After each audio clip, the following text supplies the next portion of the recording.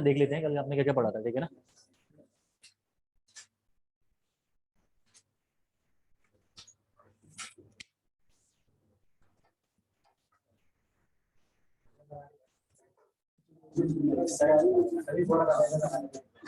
Sir आ रहा होगा।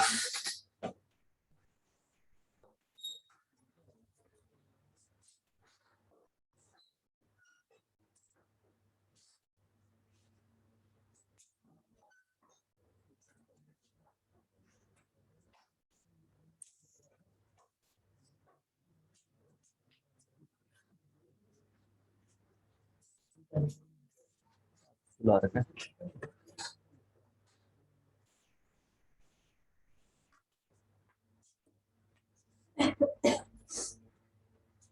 आज यहाँ से इस साइड से लगा दो यार। हाँ, थोड़ा सा इस साइड कर दो।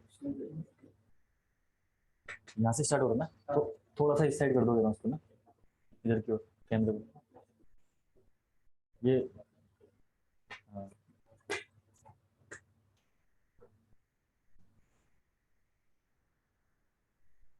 ओके ठीक है।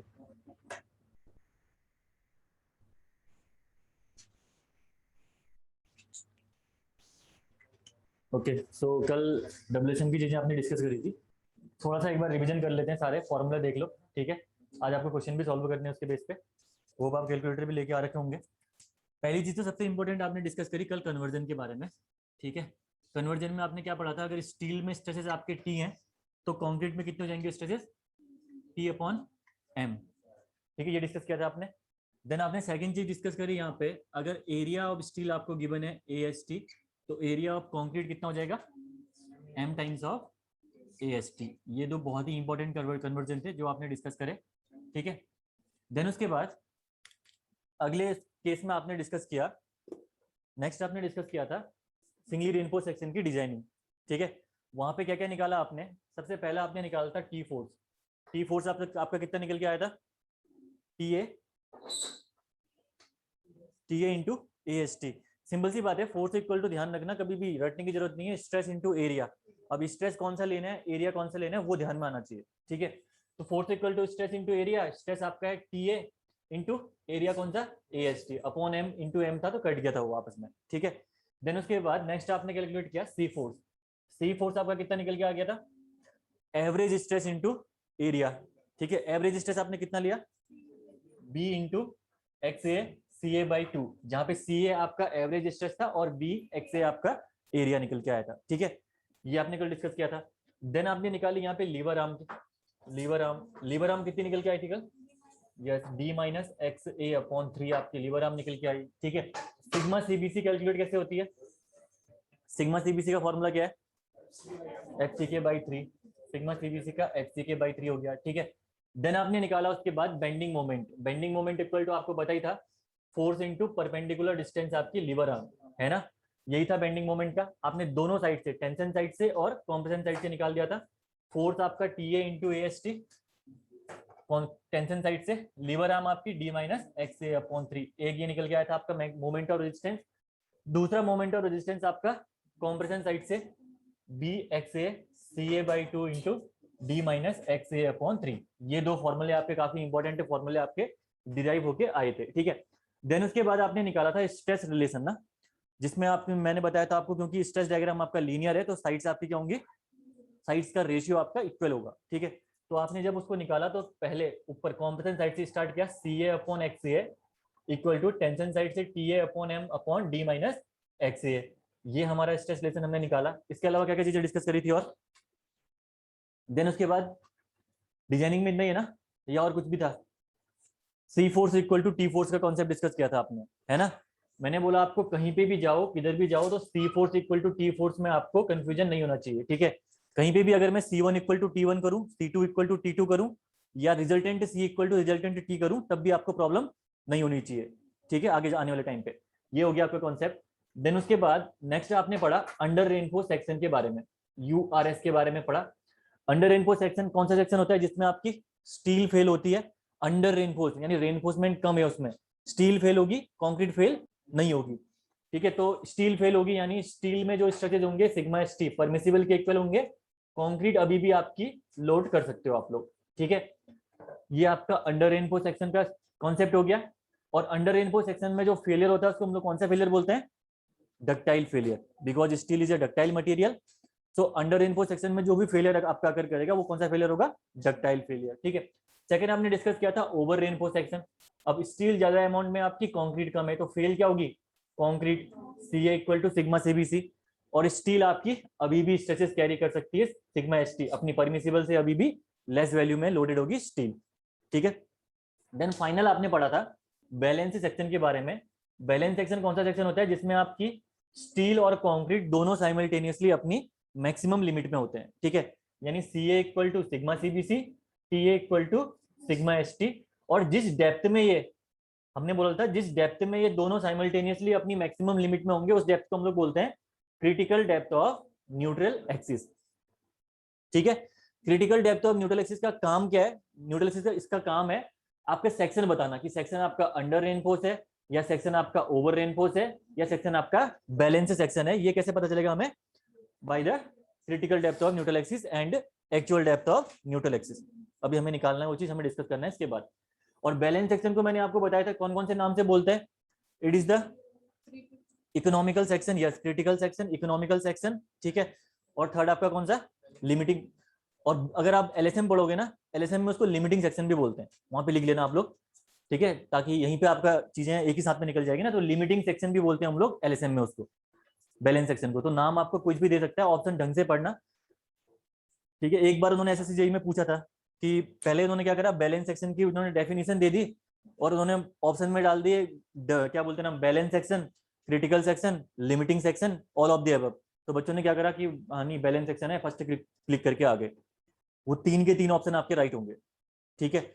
मेन चीज यहाँ पे कॉन्सेप्ट ये है, इकोनॉमिकल सेक्शन इसलिए बोलते हैं इसको क्योंकि यहाँ पे हम स्टील को भी अपनी मैक्सिमम लिमिट तक यूटिलाइज करते हैं, कंक्रीट को भी हम लोग यहाँ पे अपनी मैक्सिमम लिमिट तक यूटिलाइज करते हैं। तो ऑब्वियसली बात है मटेरियल आपका थोड़ा सा कम लगेगा, है ना। इसलिए हम लोग इसको क्या बोलते हैं? इकोनॉमिकल मेथड बोलते हैं। और अगर मैं बात करूं क्रिटिकल मेथड की, तो क्रिटिकल मेथड में देखो क्रिटिकल लिमिट तक दोनों को आपने लोड कर रखा है। इससे थोड़ा सा एक्स्ट्रा लोड दोगे या एक्स्ट्रा मूवमेंट लगाओगे तो आपका कंक्रीट भी फेल हो जाएगी, स्टील भी फेल हो जाएगी, इसीलिए इसको क्रिटिकल सेक्शन बोलते हैं, ठीक है। तो बेसिक कॉन्सेप्ट है, अभी ये चीजें आप समझोगी भी आगे कुछ टाइम बाद, जब इनका कॉन्सेप्ट आएगा तो आपको पहले ही पता चल जाएगा कि क्या हम बोलना चाह रहे हैं वहां पे, ठीक है। किसी को दिक्कत यहाँ पे तक क्लियर है ना सबको? कोई क्वेश्चन? नेक्स्ट आप लोग हेडिंग डालिएगा critical depth of neutral axis. अभी आपको क्वेश्चनों में अप्लाई करना है, ये सारे कॉन्सेप्ट याद रख लेना, मैंने तभी रिवाइज करा रखा है इनको, ठीक है ना। क्वेश्चन सॉल्व आप लोग करोगे। डब्ल्यूएसएम और एलएसएम में मैं काफी आराम से लेके चलता हूँ क्योंकि ये चीजें इंपॉर्टेंट है, बेस बनाती हैं आपकी, ठीक है। अगर यहाँ पे प्रॉब्लम आ गई तो आगे कुछ नहीं समझ पाओगे।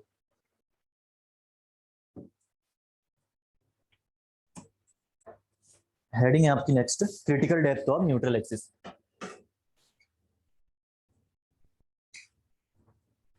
Critical depth of neutral axis, जिसको मैं रिविजन करूंगा एक्स सी से, इसकी वैल्यू निकालनी है, ठीक है। लास्ट जो आपका कैलकुलेशन बचा हुआ है, यही कैलकुलेशन बचा हुआ है। इसके अलावा आपने डिजाइनिंग में जो आपकी रिक्वायरमेंट है वो सारी की सारी रिक्वायरमेंट के हिसाब से आपने निकाल दी है सभी चीजें, लास्ट बचा यही है, ठीक है। देखिए critical depth of neutral axis समझते हैं इसके बारे में। ये कोई बीम है, अगेन इस बीम में न्यूट्रल एक्सिस आपकी कहीं यहाँ पे लाई कर रही होगी, बिकॉज रेक्टेंगुलर बीम है तो डेप्थ बाई 2 पे लाई करेगी न्यूट्रल एक्सिस। और रेनफोर्समेंट आप प्रोवाइड करोगे टेंशन साइड में, जो कि न्यूट्रल एक्सिस से नीचे का पोर्शन रहेगा। और यहाँ पे जो स्टील प्रोवाइड करूंगा मैं, कौन सी स्टील? एएसटी, क्या लिखूं? AST under rain. मैं एक बार बताओ, critical depth of neutral axis इस बीम को क्या मान के डिजाइन करो? बैलेंस सेक्शन, ऑब्वियसली बात है। Critical depth of neutral axis आपकी किसके लिए थी? बैलेंस सेक्शन के लिए ना। तो मैं जो डिजाइनिंग यहाँ पे परफॉर्म करूंगा, यहाँ पे मैं एज्यूम करूंगा कि ये हमारा क्या है? बैलेंस सेक्शन है, ठीक है। तो यहाँ पे जो एरिया ऑफ स्टील है दैट इज एएसटी बैलेंस, लिख सकता हूं मैं एएसटी बैलेंस। अब इसके बेस पे आप बनाइए जो स्ट्रेस डायग्राम है, स्ट्रेस डायग्राम ये आपका ऑब्वियसली बात है क्या बन के आएगा? लीनियर स्ट्रेस डायग्राम ही बन के आने वाला है इन एनी केस, ठीक है ना, क्योंकि हमने एजम्पशन ले रखा है पहले ही। ये बन गया आपका लीनियर स्ट्रेस डायग्राम। अब देखिए अगर मैं बात करूं टॉप कंप्रेशन फाइबर की, तो यहाँ पे स्ट्रेसेस बताना कितने होंगे यहाँ पे? यहाँ पे कितने होंगे स्ट्रेसेस? Yes, sigma CBC. ठीक है, यहाँ पे सीए नहीं होंगे क्योंकि बैलेंस सेक्शन आपने कंसीडर कर रखा है जहां पे CA equal to sigma CBC होता है। और अगर मैं बात करूं बॉटम वाले फाइबर में, बॉटम वाले फाइबर में नहीं, रुकिए, यहाँ पे मैंने क्या कर दिया, इसको नीचे तक बना दिया। जो ये आपका कर्व बनेगा कहां तक बनेगा? जहां पे स्टील प्रेजेंट है, क्योंकि इसके नीचे कंक्रीट तो आपने नेग्लेक्ट कर रखी है, ऑब्वियस सी बात है ना। यहाँ पे लिख भी दो आप, ये कंक्रीट तो आपने नेग्लेक्ट कर रखी है। तो जो ये स्ट्रेस का कर्व बनेगा आपका कहां तक बनेगा? जहां पे तक आपकी स्टील प्रेजेंट होगी। ठीक है, इसके सेंट्रोइड तक देख लीजिए, इस पॉइंट तक आपका ये कर्व बन के आएगा। ठीक है, और अगर मैं बात करूं यहाँ पे स्ट्रेसेस की, तो यहाँ पे कितने स्ट्रेसेस होंगे यार, बताना जरा। Yes, very good, sigma S T upon M. ये हो जाएंगे आपके sigma S T upon M. ठीक है, ये जो डेप्थ होगी आपकी, दिस इज एक्स सी होगी ना, X A equal to X C होता है। और ये वाली डेप्थ कितनी हो जाएगी? D minus X C, because effective depth हमने कहां से कंसीडर करी थी? कल भी कंसीडर करी थी, ये दिस इज डी। ठीक है, ये हमारी कैलकुलेशन हो गई यहाँ पे इस डायग्राम में। अब आपको कुछ नहीं करना, यहाँ पे सिमिलर ट्राइंगल की प्रॉपर्टी लगाइए। ठीक है, लग जाएगी यहाँ पे, ऑब्वियसली बात है, लीनियर स्ट्रेच डायग्राम है तो सिमिलर ट्राइंगल की प्रॉपर्टी तो आप इजीली लगा सकते हो यहाँ पे। ठीक है, तो लिखिए यहाँ पे फ्रॉम द प्रॉपर्टी ऑफ, या by the property of similar triangle, by the property of similar triangle. Similar triangle sides equate करिए जैसे कल आपने किया था, ये दोनों साइड्स। ठीक है, sigma CBC upon X C equal to sigma S T upon M into D minus X C. Upon का यहाँ पे आ जाएगा डी माइनस एक्स सी। ठीक है, देन उसके बाद आप क्या करिए, इसको डी माइनस एक्स सी को यहाँ लेके आइए, D minus X C upon X C equal to sigma S T upon sigma C B C. ये हो जाएगा ना। देन उसके बाद मैं इसको लिख सकता हूँ D minus X C minus one कर सकता हूँ मैं इसको, equal to sigma S T upon sigma C B C. इतना मैं कर सकता हूँ, कोई दिक्कत है किसी को तो बताओ। ठीक है, सॉल्व करोगे तो यही निकल के आएगा, ऑब्वियस सी बात है ना। देन मैं क्या कर रहा हूँ, एज्यूम कर रहा हूँ थोड़ा सा हमारी कन्वीनियंस के लिए, एज्यूम कर रहा हूँ मैं यहाँ पे sigma S T equal to T और sigma CBC equal to C में एज्यूम कर रहा हूँ यहाँ पे। ठीक है, कल ये टी ए और सी ए से डिफरेंट है। ठीक है ना, अगर मैं टी ए बोल रहा हूँ तो टी ए आपका अप्लाइड स्ट्रेस इन टेंशन है, सी ए आपका अप्लाइड स्ट्रेस इन कॉम्प्रेशन है। लेकिन अगर बात करूंगा टी और सी की, तो टी सी आपके क्या है? Permissible stress in tension and permissible stress in compression. ठीक है, तो बस इसको चेंज करिए एक बार यहाँ पे। ठीक है, तो ये क्या हो जाएगा आपका, D upon X C equal to T upon C plus one हो जाएगा, ये हो जाएगा ना। तो D upon X C equal to हो जाएगा ये T plus C upon C. ठीक है, इतना निकल के आ गया ये। देन उसके बाद एक चीज छूट भी गई है यहाँ पे, मैंने बताया भी नहीं, sigma S T upon M कौन लिखेगा यहाँ पे? Sigma S T upon M भी तो लिखोगे, ये एम यहाँ से छूट गया है। ठीक है, M sigma CBC, M sigma CBC यहाँ पे हो जाएगा आपका एक चेंज होके यहाँ पे एम इंटू सी, ये हो जाएगा आपका T plus M into C upon M into सी। निकालना क्या है हमें? Critical depth of neutral axis निकालनी है। तो critical depth of neutral axis आपकी हो जाएगी, ऊपर ले गया मैं इसको, तो ये हो जाएगा आपका M into C upon T plus M into C into D. ये निकल के आ गई आपकी critical depth of neutral axis. ठीक है, यहाँ पे मैं क्या कर रहा हूँ, इस फॉर्मूले को मैं ऐसा भी लिख सकता हूँ, X C equal to K into D भी कर सकता हूँ। ठीक है, वेयर के इक्वल टू हाँ M C upon T plus M into C, और इसी के को हम लोग बोलते हैं critical neutral axis depth factor. Critical neutral axis depth factor हम लोग बोलते हैं के को। ठीक है, ये निकल गया आपका formula critical depth of neutral axis का। और actual depth of neutral axis का आपने फॉर्मूला कल ही कैलकुलेट किया था, B X A square by two equal to M A S T into D minus X A. ये आपने कल ही किया था कैलकुलेट। ठीक है, अब हमें क्या करना है, मेन चीज क्या है, ये जो के की वैल्यू है ना, एग्जाम में डायरेक्टली आपसे पूछता है। ठीक है, अगर एग्जाम में मैं के की बात करूं तो डायरेक्टली आपके एग्जाम में बहुत बार पूछी गई वैल्यू है, तो यहाँ पे हम इसमें रिलाई नहीं कर सकते, हमें वैल्यूज के की याद रखनी पड़ेगी। आपको एक्स सी इक्वल टू सीधे के डी से याद करना पड़ेगा।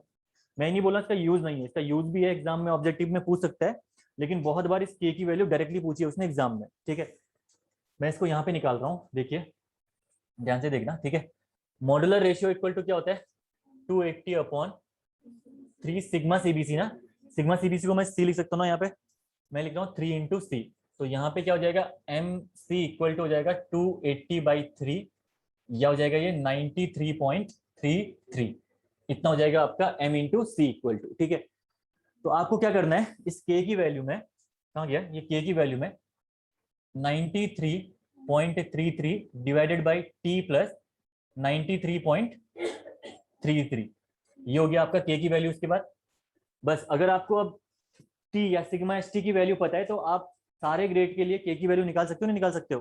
ठीक है, अगर फॉर एग्जाम्पल मैं देखूं, फॉर एग्जाम्पल अगर मैं FE 250 के लिए निकालूं, फिर मैं निकालता हूँ FE 415 के लिए, फिर मैं निकालता हूँ FE 500 के लिए, तो देखना k की वैल्यू कितनी निकल के आई। ठीक है, जरा कैलकुलेट करके फटाफट बताइए मेरे को यहाँ पे। FE 250, हाँ एक सेकेंड रुकना, 93.250 के लिए सिग्मा एस टी कितनी होती है, हाँ पॉइंट कितना, टी की वैल्यू कितनी होती है पहले बताओ। 130 ना, 140, 130, 140, 140 टी की वैल्यू। ठीक है, प्लस 93.33, सेकेंड आप निकालोगे यहाँ पे FE 415 के लिए 93.33 अपॉन 230 ना, सिग्मा एस टी 93.33, लास्ट आप निकालोगे FE 500 के लिए, तो ये वैल्यू भी हो जाएगी आपकी 93.33 अपॉन 500 के लिए कितनी थी, यस 275 प्लस 93.33। जब वैल्यूज आप कैलकुलेट करोगे तो FE 250 लिए कितना बताया आपने, 0.40, ये वैल्यू कैलकुलेट करो आप, 0.40 निकल के आएगी। सेकंड वैल्यू कितनी आई, 0.289, और लास्ट वैल्यू 0.253, ये वैल्यू आपकी आई होगी 0.253। ठीक है, तो यहां से एक टेबल आपकी बन जाएगी सिग्मा एस टी की। ठीक है, के की वैल्यू आपने निकाल दी ऑलरेडी, सभी के लिए के की वैल्यू यहाँ पे कैलकुलेट कर दी है, इक्वल टू के कर देना, के इक्वल टू है। ठीक है, ये आपने के की वैल्यू कर दी। अगर critical depth of neutral axis निकालनी है आपको FE 250 के लिए तो 0.4 इंटू डी, सिंपल सी बात है, आपको इतना कैलकुलेट करने की जरूरत ही नहीं है। ठीक है, तो यहाँ पे एक टेबल बन जाएगी, इसके बाद आप इसको बनाना भी स्टार्ट करिए। ठीक है, मैं यहाँ पे बना देता हूँ टेबल, लास्ट में बॉटम है यहाँ पे FE 250, FE 415, FE 500, और इसके लिए जो सिग्मा एस टी की वैल्यू है, ये वैल्यू आपकी हो जाएगी 140 न्यूटन पर mm स्क्वायर में वैल्यूज होंगी। ठीक है, और ये हो जाएगी आपकी 230, और ये हो जाएगी आपकी 275, और अगर लास्ट में बात करूं के की, तो के आपका निकला 0.40, 0.289, डायरेक्टली के याद रखना आपको, और लास्ट है आपका 0.253। ठीक है, ये तो हो गया आपका FE 500 के लिए टेबल। ठीक है, फाइनली आप XC भी इसी टेबल में ऐड कर दीजिए, XC भी टेबल में ही ऐड कर दीजिए, XC भी। ठीक है, XC critical depth of neutral axis अगर आप निकालोगे FE 250 के लिए, तो ये हो जाएगा आपका 0.4 इंटू डी ना, 0.4 इंटू डी, ये हो जाएगा आपका 0.289 इंटू डी, और लास्ट हो जाएगा आपका 0.253 इंटू डी। अब ये सारी वैल्यूज आपको ध्यान रखनी है, इंपॉर्टेंट फॉर एग्जाम पर्सपेक्टिव, खासकर जेई के एग्जाम में छोटे छोटे क्वेश्चंस काफी पूछे जाते हैं, तो ये इंपॉर्टेंट है। पूरी टेबल बना दी मैंने लास्ट में, प्रूफ मैंने यहाँ पे करवा दिया, इसको प्रूफ समझ लीजिए, बाकी ये टेबल आपको रट देनी है अच्छे से।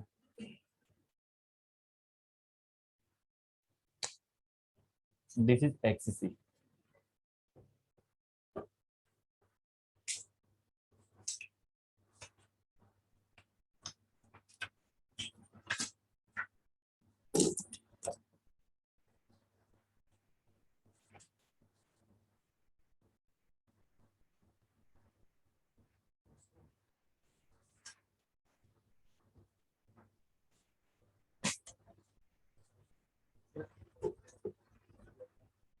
वो 0.289 है, 0.253, वहां पे 0.289 डी है, इधर पे 0.289 डी।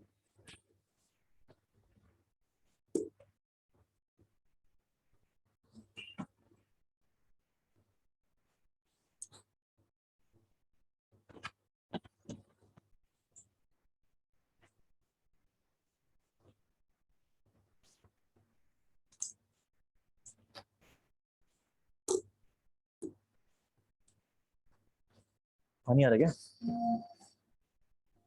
थोड़ा सा ना चेयर आप थोड़ा सा नीचे कर लीजिए।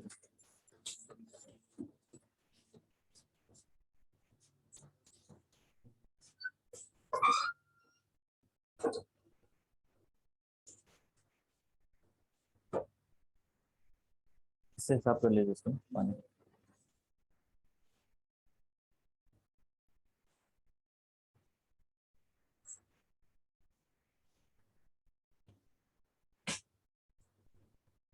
क्लियर।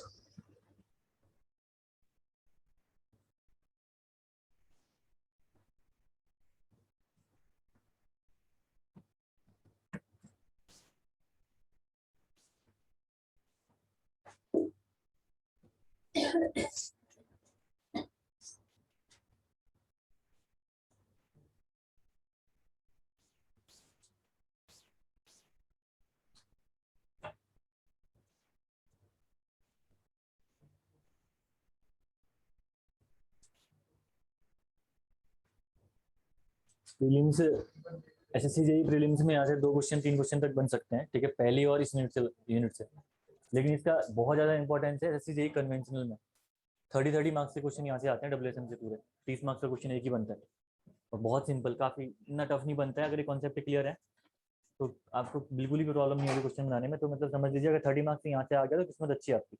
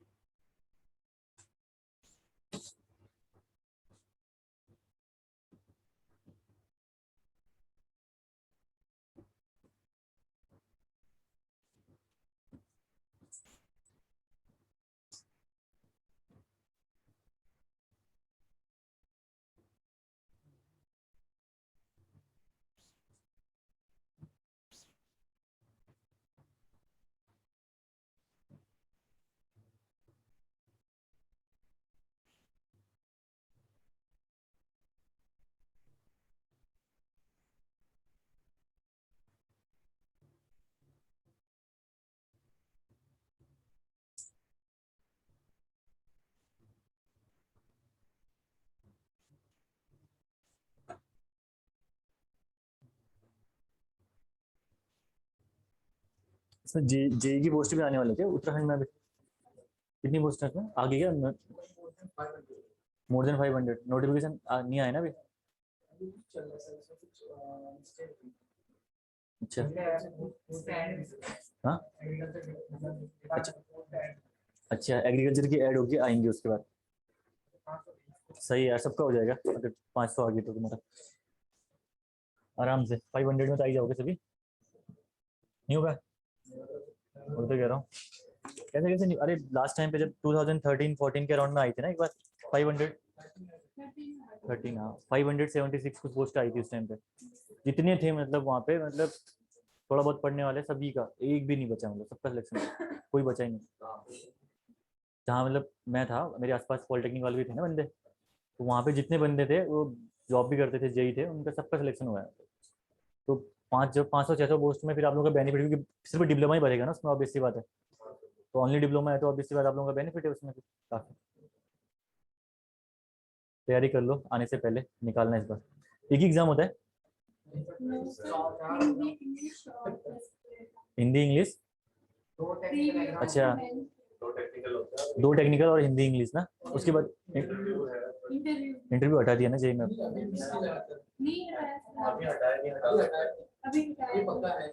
अच्छा वैसे हट जाएगा क्योंकि सेंट्रल गवर्नमेंट ने हटा दिया जेई, एसएससी जेई का भी तो हटाना। हट जाएगा? नहीं हटेगा?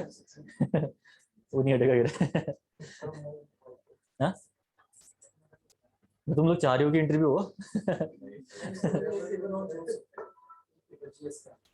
जीएस का। हाँ मुझे लग रहा है इंटरव्यू हट जाए, नए पैटर्न में हटेगा इंटरव्यू, क्योंकि जेई के टाइम पे अभी इंटरव्यू कौन ले रहा है, डीएमआरसी भी ने भी हटा दिया इंटरव्यू, है ना, डीएमआरसी ने भी तो इंटरव्यू हटाया, तो कोई ले ही नहीं रहा इंटरव्यू, तो फिर उत्तराखंड गवर्नमेंट मतलब अलग से नहीं, हट जाएगा इंटरव्यू मुझे लग रहा है।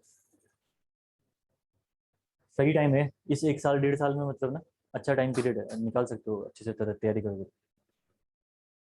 ठीक है, सारी चीजें पढ़ लो, इंग्लिश हिंदी जितनी चीजें, पेपर बहुत ही सिंपल आता है, कुछ नहीं आएगा पेपर में, सच में मजाक नहीं कर रहा हूँ।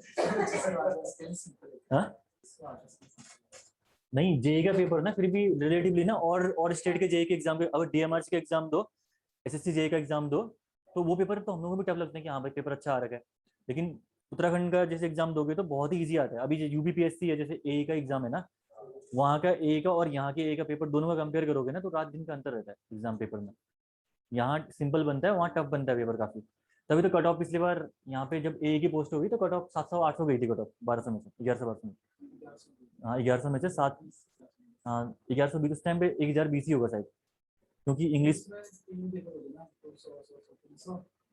नहीं थी उस टाइम पे ना, इंग्लिश इस बार ऐड हुई है, तो उसमें 700 कट ऑफ गई थी लगा लो, तभी वो ज्यादा कट ऑफ गई, क्योंकि पूरी गुप्ता नहीं है, पूरी छः चार पूरी की पूरी, मतलब सारे क्वेश्चन एक में 176 क्वेश्चन गुप्ता से आए थे शायद, बोल रहे थे मतलब, उस टाइम पे हमारी तो बीटेक भी नहीं हुआ था, और एक में 172, और आप लोगों का भी पूरा गुप्ता से आता है पेपर, बोलते हैं पता नहीं, उत्तराखंड में मैंने तो दिया नहीं कभी, आता है पेपर भी, है ना, ऑलमोस्ट पेपर आपका वहीं से बनता है। हाँ बहुत होता है, 60-70, एक बुक अगर पढ़ के 60-70% आपके बन जाए। ट्रांसपोर्टेशन हटेगा, क्यों पीडब्ल्यूडी की पोस्ट नहीं आ रही है? जो सेकंड पेपर होता है उसमें 4 सब्जेक्ट आते हैं, हाँ तो बोले थे इस बार 3 सब्जेक्ट आएंगे। अच्छा, और तो ट्रांसपोर्टेशन कहाँ जाएगा, हो गई नहीं एग्जाम, नहीं हटाएंगे यार, नहीं। हाँ वैसे बहुत से जेई में ना होता नहीं है, अभी राजस्थान जेई का जो एग्जाम है वहाँ पे ट्रांसपोर्टेशन है ही नहीं, बिल्डिंग मटेरियल में उनका वो है थोड़ा बहुत चीजें, और राजस्थान में वो है नहीं वहाँ पे, ट्रांसपोर्टेशन उन्होंने भी हटा रखा है, तो हट सकता है ये, ट्रांसपोर्टेशन नहीं था, इन्वायरमेंट नहीं है वहाँ पे, इन्वायरमेंट भी नहीं है वहाँ पे ना, ट्रांसपोर्टेशन इन्वायरमेंट नहीं है, उन्होंने ऑटो कैट जोड़ रखा है 5 मार्क्स का ऑटो कैट, और उसके अलावा वो बीएमसी का एक पोर्शन होता है ना, बिल्डिंग कंस्ट्रक्शन, किसमें, सर्वेयर में, आपके उत्तराखंड जेई में तो नहीं है ना ऑटो कैट, उत्तराखंड, हाँ उत्तराखंड जेई में तो नहीं होगा। एक ही तो अभी आ रखी है 154 पोस्ट, तुम लोग क्या आएंगे पोस्ट यार, कोई तो ग्रुप में कहीं देख रहा था 900 पोस्ट लिख रहा था कोई, नौ जेई की पोस्ट 900 है बोल के लिख रहा था, पता नहीं। 154 तो ए की है ना, जेई की पोस्ट, हाँ ये 708, क्योंकि लास्ट टाइम जब हुआ था कि ए की 100 आई थी, तो उस टाइम पे जेई की 500 से प्लस आई थी, यहाँ 150 है, तो ऑब्वियसली बात है और ज्यादा आएंगी पोस्ट हम लोग। ठीक है आगे बढ़े।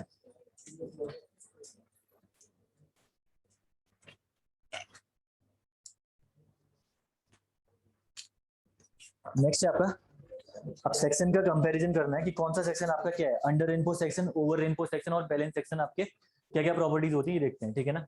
कल हमने पढ़ा था इनके बारे में डिटेल में, आज आप क्या करिए, टेबल जैसी बनाइए, अंडर रेनफो सेक्शन, ओवर रेनफो सेक्शन और बैलेंस सेक्शन। उत्तराखंड में पोस्ट आने का एक बेनिफिट ये है कि सबसे ईजी अपॉर्चुनिटी है, निकाल पाए तो सबसे ईजी अपॉर्चुनिटी आप लोगों के लिए उत्तराखंड में निकालना होगा, इसके अलावा तो फिर और जगह के एग्जाम भी टफ होते हैं, ठीक है, बाकी फिर आप लोगों को, कई लोगों का ओबीसी होगा वो रिजर्वेशन भी नहीं मिलेगा, किसी और का कुछ रिजर्वेशन नहीं मिलेगा, ईडब्ल्यूएस कुछ नहीं मिलेगा आप लोगों को, तो बेस्ट अपॉर्चुनिटी है कि उत्तराखंड में आए तो वो पोस्ट निकाल के ले जाओ अपना, और उसके बाद और सबसे हाईएस्ट ग्रेड पे का जो स्टेट है हमारा उत्तराखंड ही है, पता होगा तुम्हें, जेई की ग्रेड पे कितनी कर दी है, 4600, 42 पहले थी, एसएससी और घटा दिया, 46 कर दिया, वो तो कह रहा हूँ मैं, 4600 ग्रेड पे है।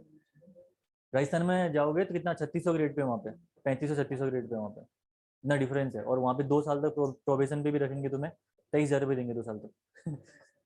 तो उनका दिक्कत है वहाँ पे, लेकिन ये कि हाँ ठीक है, गवर्नमेंट है तो गवर्नमेंट है, चांसेस रहते हैं आगे जाने के वहाँ से, तो अच्छी है जॉब भी, खराब नहीं है, लेकिन सैलरी के हिसाब से सबसे हाईएस्ट पेड है यहाँ पे उत्तराखंड, मतलब एसएससी जेई से भी अच्छी सैलरी आएगी अगर लग गई तो यहाँ पे, तभी कितनी अच्छी अपॉर्चुनिटी आएगी। कमीशन पहले से प्लानिंग कमीशन करते हैं यार। यार परसेंटेज का इतना तो मुझे आइडिया नहीं है। एक मैं बताता हूँ, एक वो थे हमारे ना, एक सीनियर थे। सीनियर क्या मतलब पहचान के थे हमारे, यहीं के हैं। उनका नहीं हुआ 2013 वाले में, वो निकाल नहीं पाए मतलब पॉलिटेक्निक में। लेकिन उन्होंने अभी क्या था, एक स्कूल खोल दिया है। 2-3 गाड़ियां हैं उनकी, स्कूल खोल के 2-3 गाड़ियां, अभी पता नहीं जेसीबी एसीबी ले ली शायद। और वो क्या थे, वो कॉन्ट्रैक्ट बेस पे थे, मनरेगा में कॉन्ट्रैक्ट बेस पे जॉब कर रहे हैं। तो एक दिन मैंने ऐसे पूछा, मतलब भैया कितना बनाते हो, तो बोलते हैं मतलब अमाउंट मतलब इतना इतना बोल रहे थे वो अमाउंट को। कितना हो गया देखो हिसाब लगाओ।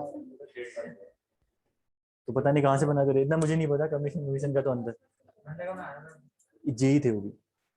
हाँ जेई, हाँ हाँ मनरेगा में भी थे उन्होंने, पीडब्ल्यूडी में भी शायद वहाँ कर रखा है, जल निगम है, पीडब्ल्यूडी में भी किया था उस टाइम पे।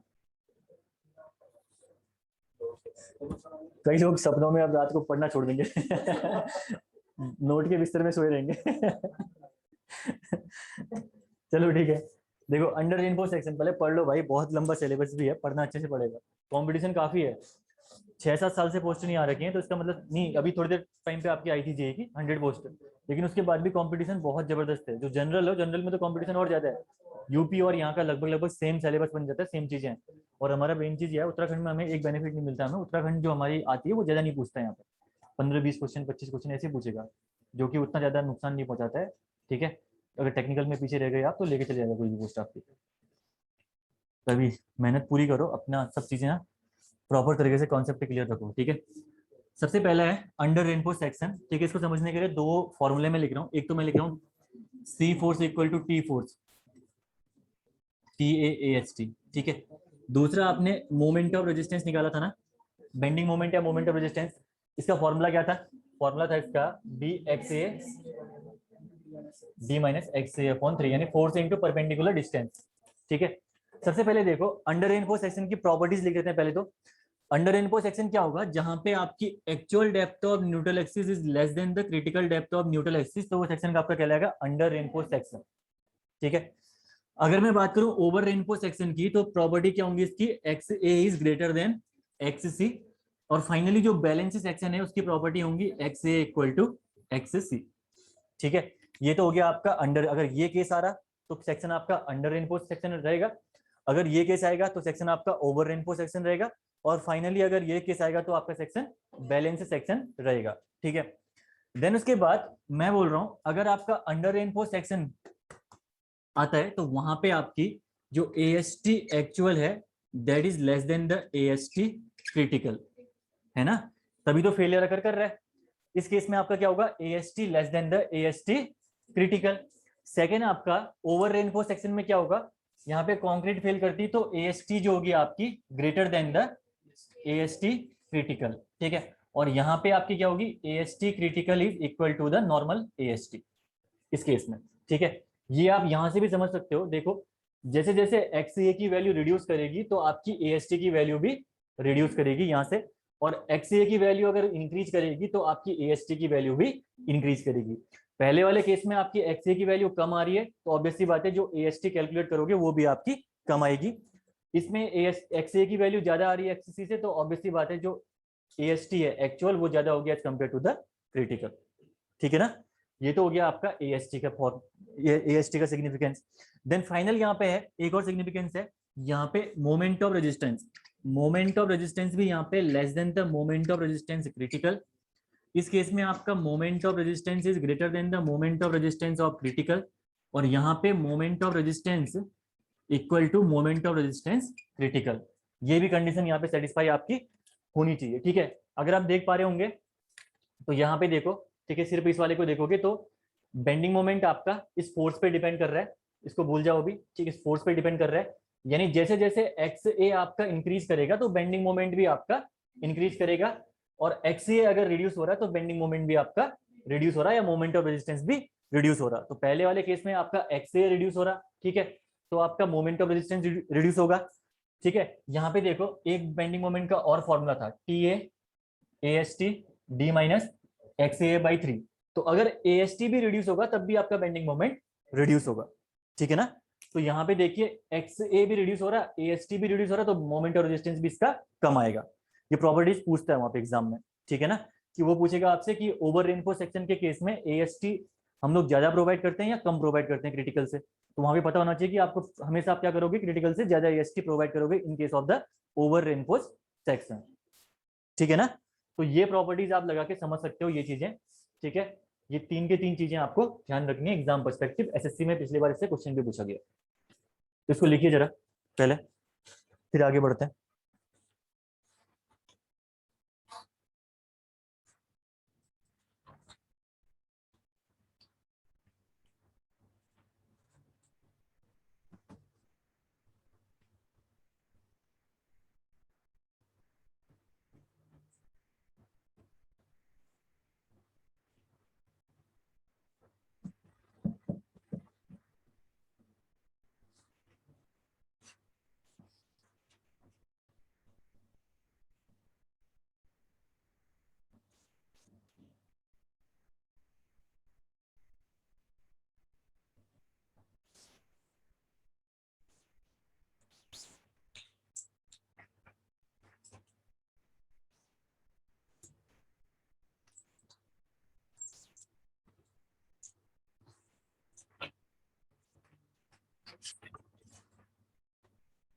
और एक प्रॉपर्टी फाइनल वो भी लिख लो ना यहाँ पे, TA equal to sigma S T, क्या था यहाँ पे अंडर इनपुट सेक्शन में आपका स्टील फेल होगी ना, TA equal to sigma S T, CA is less than sigma CBC। तो अंडर इनपुट सेक्शन की सारी प्रॉपर्टी जो कि एग्जाम पर्सपेक्टिव इंपॉर्टेंट है यहाँ पे क्लियर कवर हो गई आपकी।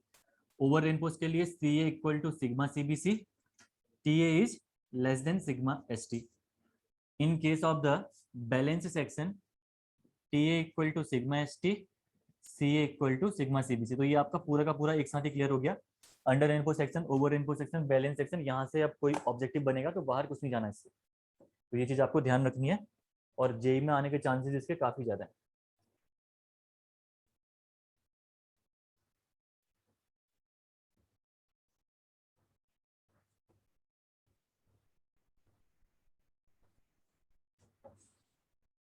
जैसे जैसे सिलेबस आपका लग जाता है वैसे वैसे खुरमी एक आती है ना बुक, किसी को पता होगा, क्लियर की होगी आपने।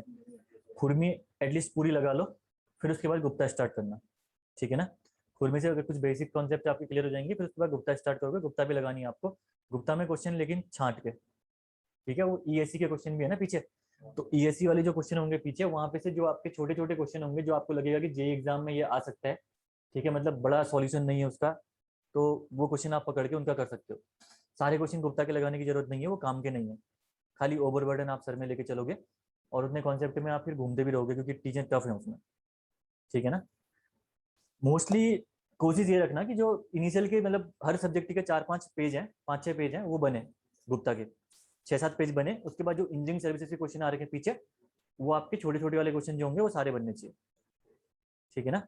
बाकी खुरमी पूरी लगानी है, खुरमी सिर्फ और सिर्फ जेई पर्सपेक्टिव के हिसाब से ही बनी रहती है। खुरमी आपको पूरी की पूरी सॉल्व करनी है, आपको जो भी क्वेश्चन आएंगे वहां से, वो इंपॉर्टेंट रहते हैं वहां से क्वेश्चन, ठीक है ना। बढ़े आगे। अगला देन हेडिंग डालना टाइप ऑफ प्रॉब्लम। अब देखिए कुछ टाइप्स की प्रॉब्लम्स हैं जिनको हमें डिस्कस करना है। आपने सारी कंडीशंस डिस्कस कर दी हैं डिजाइनिंग की।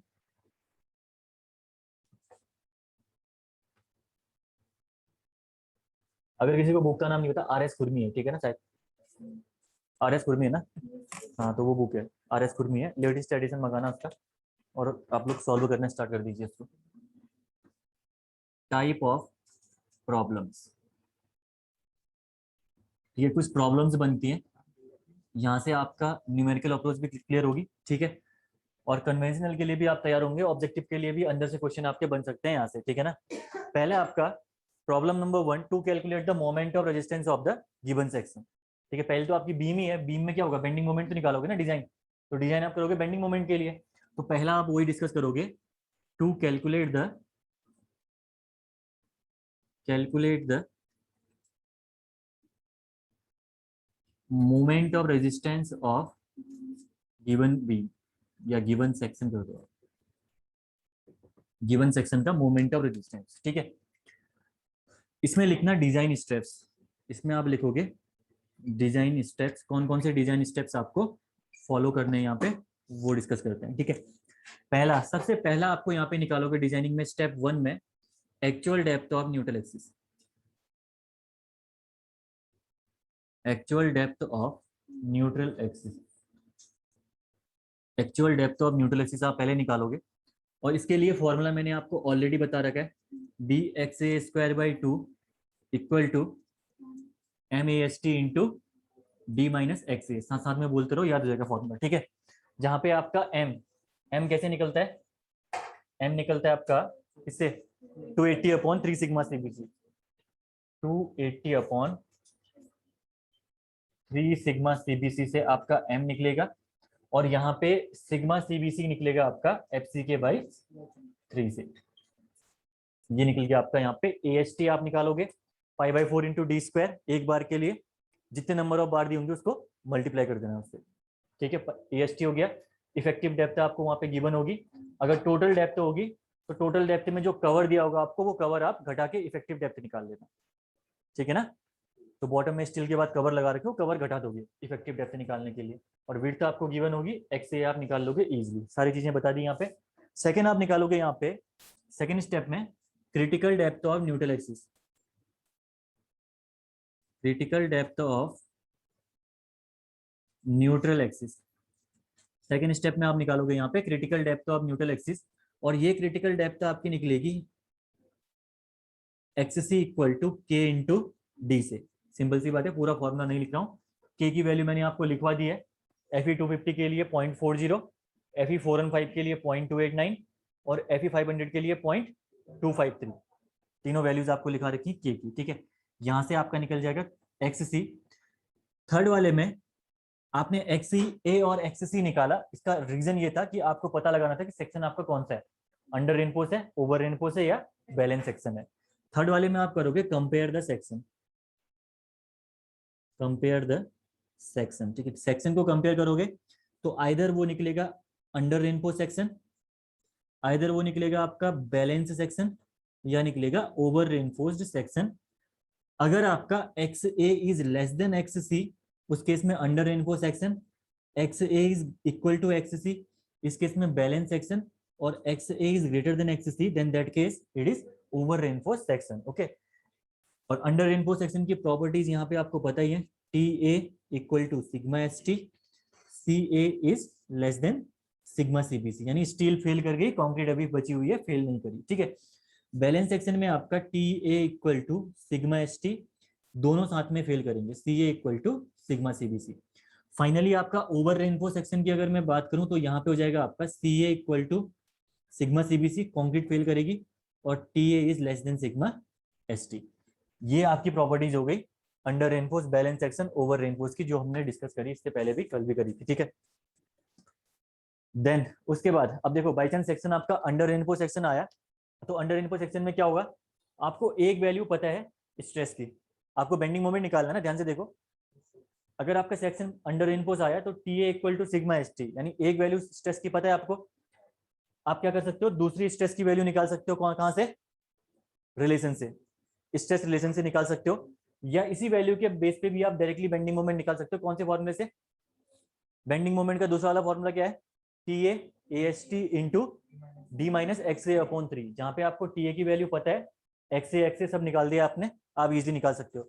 अगर आपको कॉम्प्रेशन साइड से निकालना है तो कॉम्प्रेशन साइड से निकालने के लिए क्या करना पड़ेगा, वहां पे आपको सी ए की वैल्यू पता होनी चाहिए ना, B X A C A by 2 into D minus X A upon 3 होता है।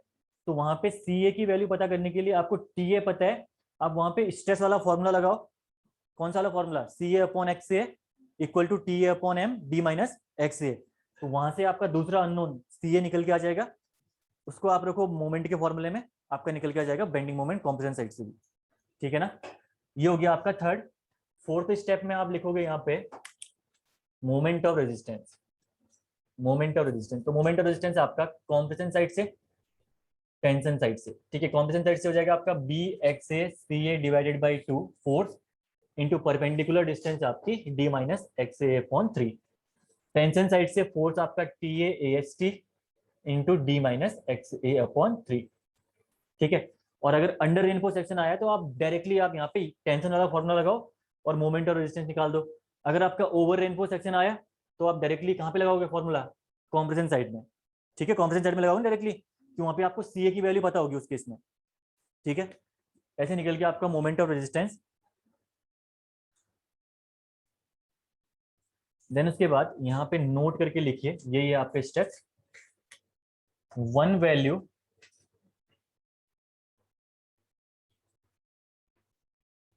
one stress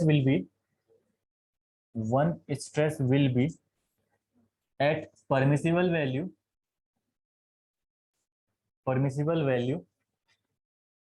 and other will be calculated by other stress can be calculated by stress can be calculated by other stress can be calculated by relation, ठीक है ना, by stress relation। एक relation मैंने आपको करा रखा है, वो है आपका C A upon X A equal to T A upon M upon D minus X A. तो एक आपका स्ट्रेस आपको पता होगा, दूसरा आप यहाँ से इजीली निकाल सकते हो अगर आपको रिक्वायरमेंट है उसकी, ठीक है ना। ये सारे के सारे स्टेप्स मैंने बता दिए, यहाँ पे कुछ भी चीज आपको अब कैलकुलेट करने की जरूरत नहीं है। अब आपका न्यूमेरिकल बनना चाहिए सभी की कॉपी में, मतलब कोशिश ये रही कि आगे उस क्वेश्चन को कराने की जरूरत ना पड़े।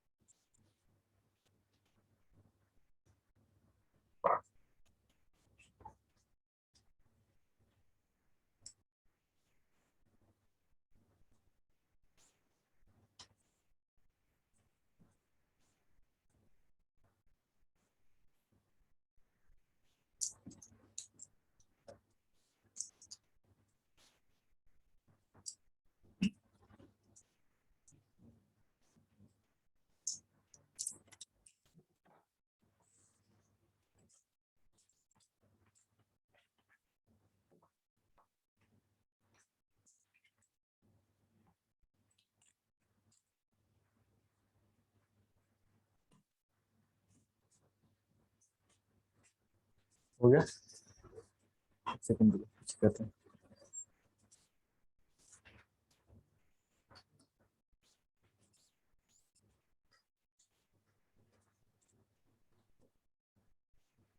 लिखिए क्वेश्चन, लिखिए, हो गया ना सबका, क्वेश्चन लिखिए। Calculate moment of resistance, calculate moment of resistance of a section 500 into 800 mm into 800 mm 500 mm into 800 mm, bracket में लिखना ओवरऑल डेप्थ, ब्रैकेट में लिखना overall depth, effective cover 60 mm, effective cover 60 mm if 420 mm diameter bars, ऐसा लिखना, if 420 mm diameter bars, if 420 mm diameter bars are used, 4 आए, ठीक है, 9 नहीं है, 4, 420 mm diameter bars are used, full stop करके लिखिए। M30 concrete, M30 concrete oblique Fe415 steel, oblique Fe415 steel are used WSM, are used WSM, ठीक है। तो यहाँ पे मुझे आप बताइए, टेंशन साइड से और कॉम्प्रेशन साइड से, दोनों साइड से आपको मोमेंट कैलकुलेट करना है, जो भी सेक्शन आपका आएगा, ठीक है। तो उसको निकाल के बताइए, सॉल्व करिए, जो पुरानों ने कर रखा है रफ में आप सॉल्व करिए, अपना कॉपी बंद करिए और रफ में पीछे सॉल्व करिए अगर आपने पीछे लिखा भी है क्वेश्चन तो।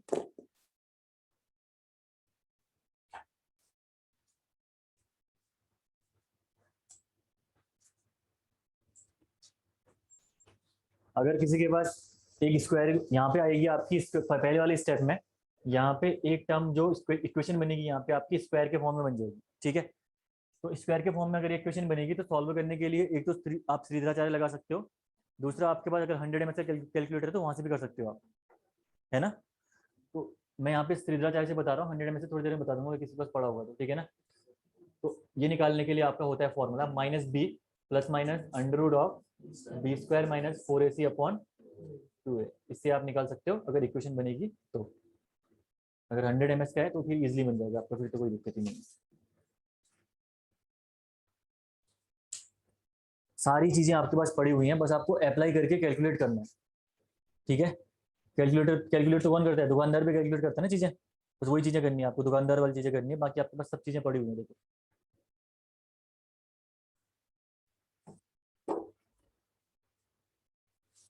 इससे डिफिकल्ट कैलकुलेशन तो लाला कर लेता है, जिसके जो होता है ना थोक वाला लाला इससे डिफिकल्ट कैलकुलेशन करता है। अलाउड मतलब वहां पे लिखा है तो ऐसा कुछ नहीं है, अलाउड होता ही है, वैसे कुछ नहीं बोलते हैं। दोनों लेके जाना, मैं तो दोनों लेके जाता हूँ, 82 ml 100 ml दोनों पहुंचा देना वहां पे। मना करेंगे तो ठीक है हटा देना, नहीं मना करेंगे 100 ml से करना काम। 99 पिछली बार मेरी एक फ्रेंड 991 भी लेके गई थी हाँ 991 भी लेके गई थी वहां पे, कुछ नहीं बोला। 82 और 991 लेके गई, बोला कुछ बोल पकड़ा ही नहीं। सेंटर अलाउड नहीं है, सेंटर पे डिपेंड करता है। अलाउड नहीं, 991 अलाउड नहीं है, वो भी मैट्रिक्स भी सॉल्व होती है इसमें तो पूरी की पूरी।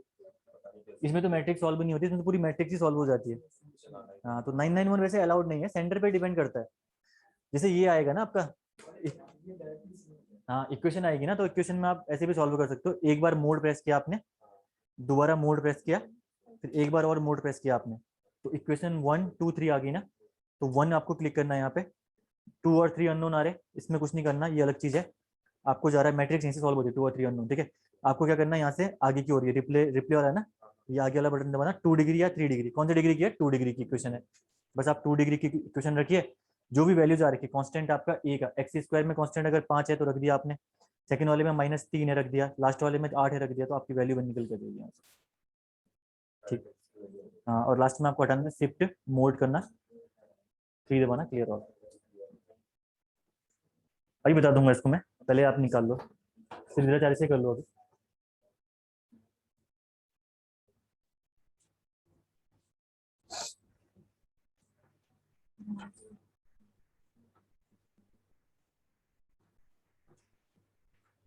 टेंशन एंड कॉम्प्रेशन साइड से सबका निकलना चाहिए क्वेश्चन है, ठीक है ना। सब चीजें यहाँ पे लिखी हुई हैं फॉर फ्रंट में, बस वैल्यूज ही पुट करनी है आपको, और तो कुछ करना नहीं है।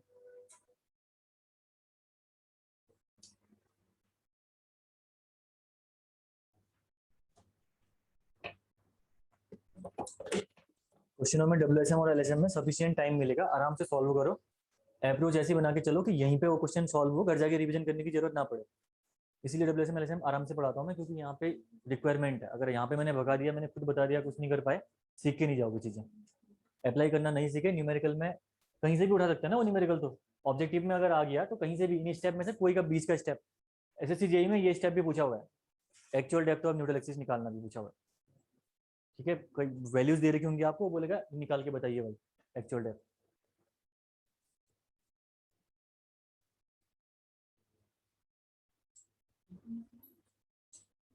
क्वेश्चन ढंग से पढ़ो, पहले उसके नोटेशन देख लो, कौन सा नोटेशन क्या है उसमें, विड्थ कौन सी है, डेप्थ कौन सी है, इफेक्टिव डेप्थ क्या होगी उसकी, वो सारी चीजें लिखो। उसके बाद बस आपको पुट करना है सामने।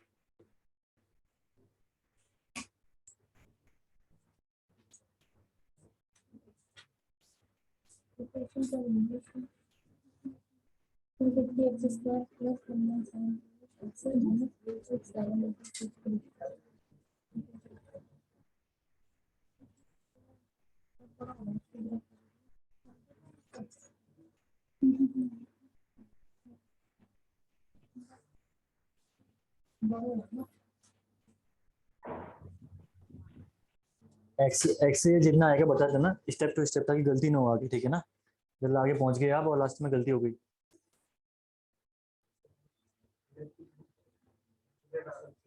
ना एक्स ए नहीं, गलती कर रही है कहीं पे आपने, एक्स ए।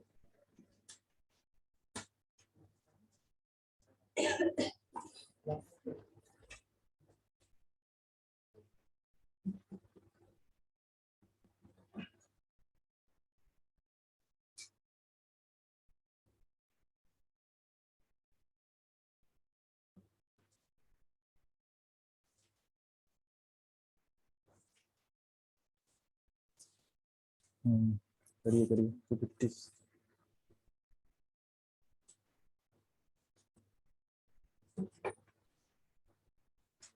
AST निकाल लो ना। AST कैसे निकलेगा? एरिया पाई/4 into D square. Circular bar दे रखी है आपने, जो रेक्टेंगल वो स्क्वायर बना रखा है, बार स्क्वायर क्या सेक्शन है ना, क्रॉस सेक्शन होगा ना तो कंक्रीट का। हाँ कंक्रीट का। पहले एरिया ऑफ स्टील निकाल लो, AST निकालो, M निकालो। M निकालने के लिए फॉर्मूला रिक्वायरमेंट क्या है, पहला यहाँ पे इसमें लगाने के लिए रिक्वायरमेंट जो जो है निकाल लो ना। M निकाल लो 280/3 sigma CBC, sigma CBC FCK/3। कौन सी ग्रेड की कंक्रीट दे रखी है? FCK 25 जितना भी है। ये चीजें कर लो आप, यहाँ रखिए वैल्यूज को डायरेक्टली।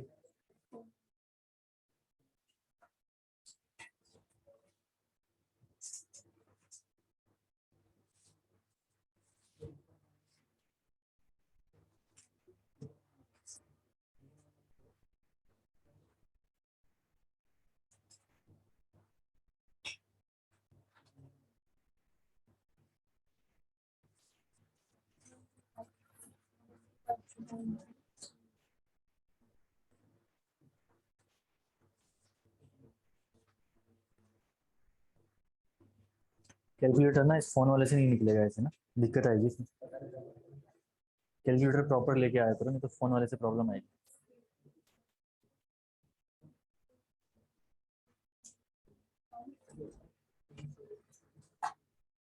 नहीं निकला एक्स से? कितना? एक्स ए किसी का नहीं आएगा?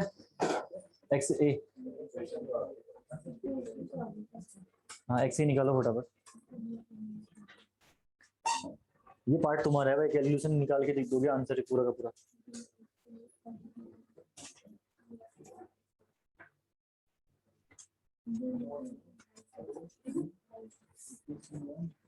ट्राई करो, गलती होगी कोई दिक्कत नहीं है, एटलीस्ट क्वेश्चन ट्राई होना चाहिए प्रॉपर वे में। मिस्टेक होगी कोई दिक्कत नहीं, आंसर चेक कराते रहो।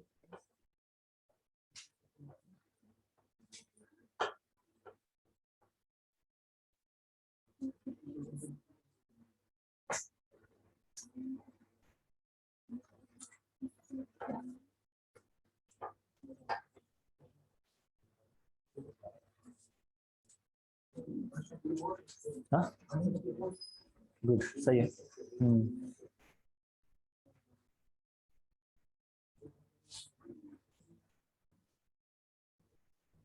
एक्स से एक का आ गया, बाकी और एक्स सी निकालिए, उसके बाद कंपेयर करिए, बस उसका तो क्वेश्चन बन ही गया, फिर तो इक्वेशन बननी भी नहीं कुछ।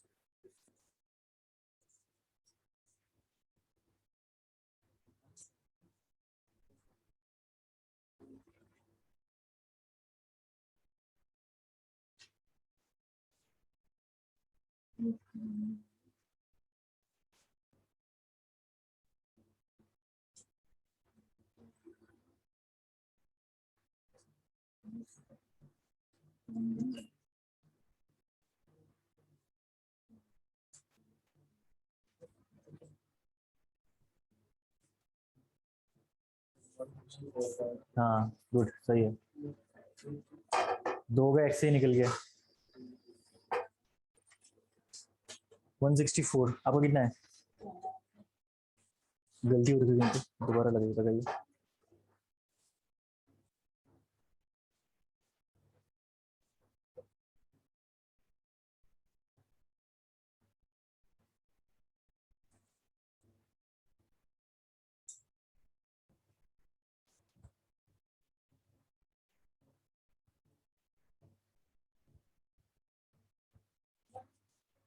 हाँ गुड, सही है। 3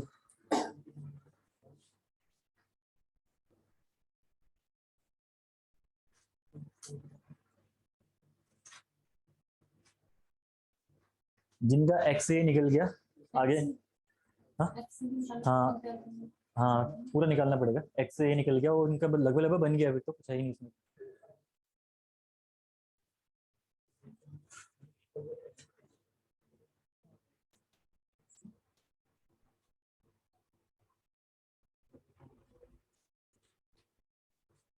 इक्वेशन में मिस्टेक हो रखी होगी कहीं पे, इक्वेशन मैच कर लो। 250 एक्स ए स्क्वायर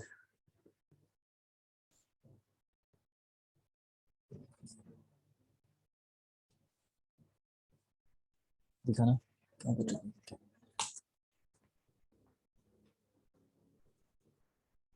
सही है, तो m को 280 अपॉन, हाँ bm निकालिए उसके बाद सीधे ना मोमेंट ऑफ रेजिस्टेंस। 28/3 आपने 7 लिखा हुआ है, कितना बाई 25/3 था। 198.17 किलो न्यूटन मीटर, मीटर हाँ, किलो न्यूटन मीटर मोमेंट है। सही है, गुड, वेरी गुड।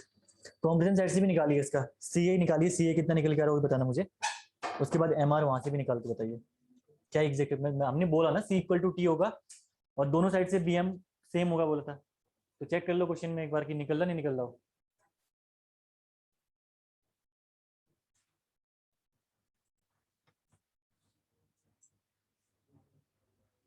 एक का आंसर आ गया भाई।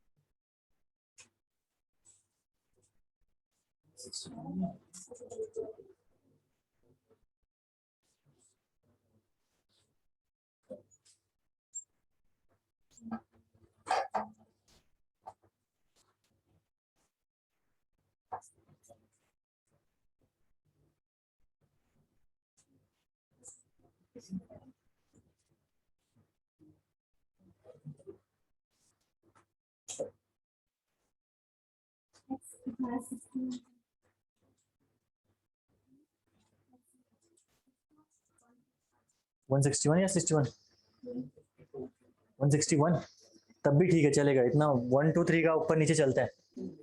हाँ, अगर 161 पॉइंट कुछ आ रहा है तो चलेगा इतना। आरसीसी में डिजाइनिंग में थोड़ा सा ऊपर नीचे चलता है, ठीक है ना, वैल्यूज का पॉइंट्स में आती है, थोड़ा बहुत प्रॉब्लम होती है, लेकिन बहुत वेरी नहीं करना चाहिए। 164 का जैसे 140 आ रहा है वो गड़बड़ हो जाएगा।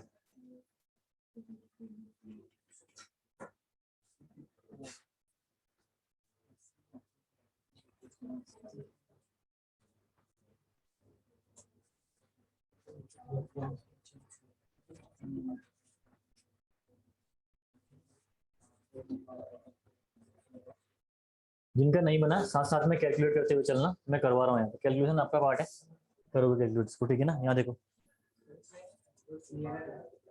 हाँ हाँ सी ए निकालो, हाँ ना सी ए निकालना पड़ेगा। हाँ सी ए सी 30 सी है, सी ए नहीं है, ये ध्यान रखनी है। वही चीज मैं बता रहा था ना आपको अभी, 30 आपका सी है ना कि सी है, वो 30 भी सी नहीं होगी, वो होगी आपकी 10 सी, सिग्मा सीबीसी है ना, सिग्मा सीबीसी इक्वल टू सी मान है FCK/3, ठीक है। हाँ सिग्मा एसटी तो ऑब्वियसली बात है, जो भी चीज है। सी ए आपका वो निकल गया, बीएम निकाल दिया आपने। हाँ बीएम निकालिए पहले, फिर सी ए निकालने के लिए स्ट्रेस फॉर्मूला लगाना पड़ेगा ना उसमें। हाँ पहले देखो, actual depth of neutral axis आपको निकालनी है, इसको निकालने के लिए फॉर्मूला आपको यहाँ पे दे रखा है, ये फॉर्मूला आपको गिवन है, ठीक है। इस फॉर्मूले के बेस पे निकालनी है आपको।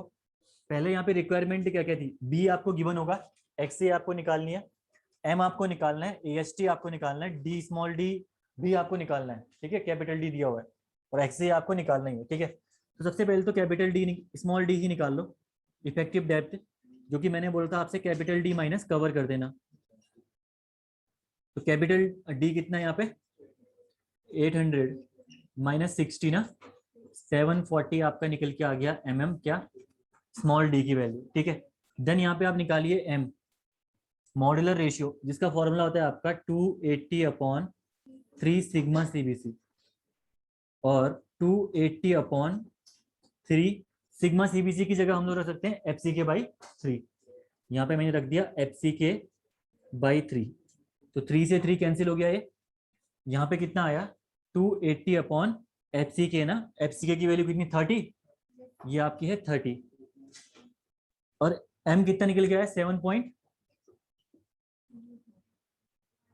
सॉरी 9.33, ठीक है 9.33 आपका ये निकल के आ गया एम की वैल्यू। ठीक है, देन उसके बाद एरिया ऑफ स्टील निकालिए।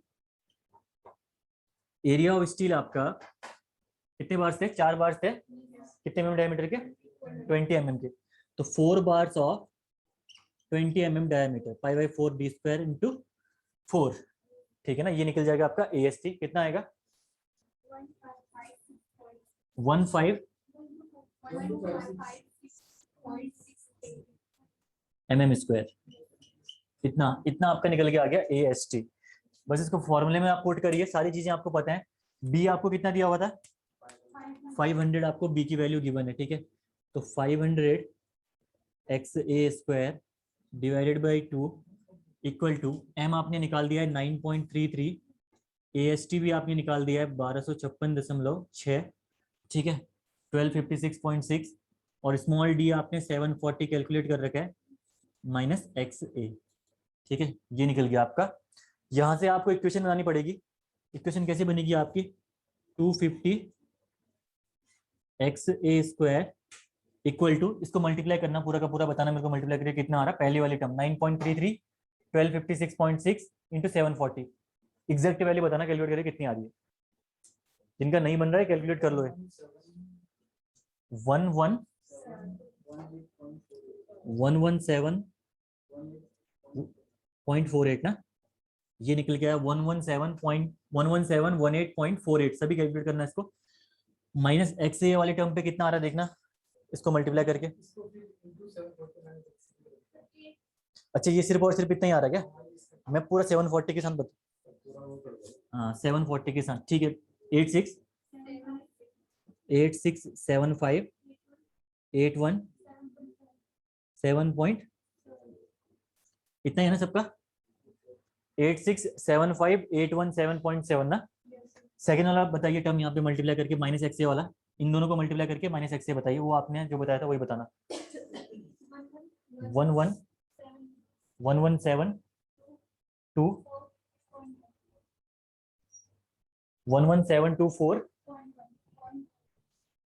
इतना ही आ रहा है क्या, 11724.1 XA, ये हो गया आपका XA। ठीक है ना, देन उसके बाद आप क्या करिए, उसको वहां लेके जाइए, इक्वेशन आपकी बन के आ गई यहाँ पे 250 XA square plus 11724.1 into XA minus 867581 equal to 0।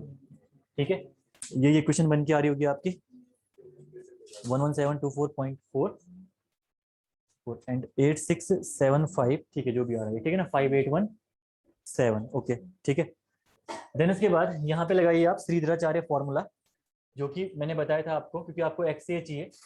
ये था आपका minus B plus minus under root of B square minus 4AC/2A, तो माइनस बी कितना हो गया, बी आपका ये हो गया। ठीक है ना, ये हो गया minus 11724.1 minus B plus minus under root of B square 11724.1 का square, B square minus of 4AC, 4 into 250 into C आपका माइनस में है तो ये प्लस जाएगा। ठीक है ना, पूरी टर्म लेनी है यहाँ पे, इंटू 867581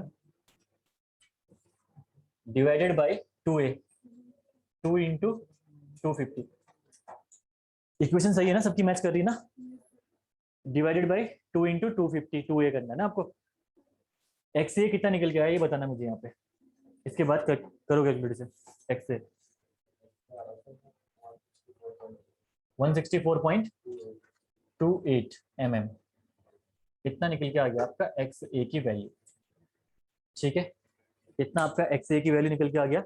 अगर 100 ms का कैलकुलेटर है आपके पास तो आपको करना क्या है, एक बार मोड प्रेस करना है, फिर अगेन उस मोड को ही प्रेस करो, 3 बार किया था ना हमने, फिर मोड को प्रेस करो। ठीक है, 3 बार मोड प्रेस करने के बाद इक्वेशन आएगी, लिखा आएगा इक्वेशन डिग्री कुछ करके लिखा आएगा, वहां पे आपको 1 को क्लिक करना है। उसके बाद आपने 1 प्रेस किया तो 2 अननोन दिखाएगा 2 और 3, वहां पे नहीं जाना आपको रिप्ले का फॉरवर्ड वाला बटन प्रेस करना है। उसके बाद आपको फॉरवर्ड वाला बटन प्रेस करना है। फॉरवर्ड वाला बटन प्रेस करने के बाद आपको 2 डिग्री और 3 डिग्री दिखाएगा। जो भी इक्वेशन होगी 2 डिग्री की होगी और 3 डिग्री की होगी, आप उसको रखोगे यहाँ पे 2 डिग्री की थी है, ठीक है, स्क्वायर में है। तो ए बी सी की वैल्यू आपको पुट करनी है। ए की वैल्यू 250, बी की वैल्यू 11724.1, सी की वैल्यू -8675817.7। ठीक है, सी की वैल्यू आपने पुट करी और आपका एक्स ए निकल के आ जाएगा डायरेक्टली। क्लियर है? ऐसे निकाल सकते हो। अगर आपके पास 100 ms का है 991 का कैलकुलेटर है तो आप आसानी से निकाल सकते हो ये चीजें। देन उसके बाद ट्राई कर लो, नहीं हो रहा, माइनस में वैल्यू आ रही, ठीक है ना? हाँ उसको माइनस में रखना है, प्लस हाँ माइनस में रखो ना उसको, नहीं तो नहीं आएगी। निकल गया? ऐसे निकला इससे निकल गया दूंगा पूरा, गुड, ठीक है। ये हो गया आपका पहला स्टेप कंप्लीट यहाँ पे। ठीक है, इजीली कर सकते हो आप ये चीजें। 1 कॉम्प्रेशन से भी उतना ही होगा ना?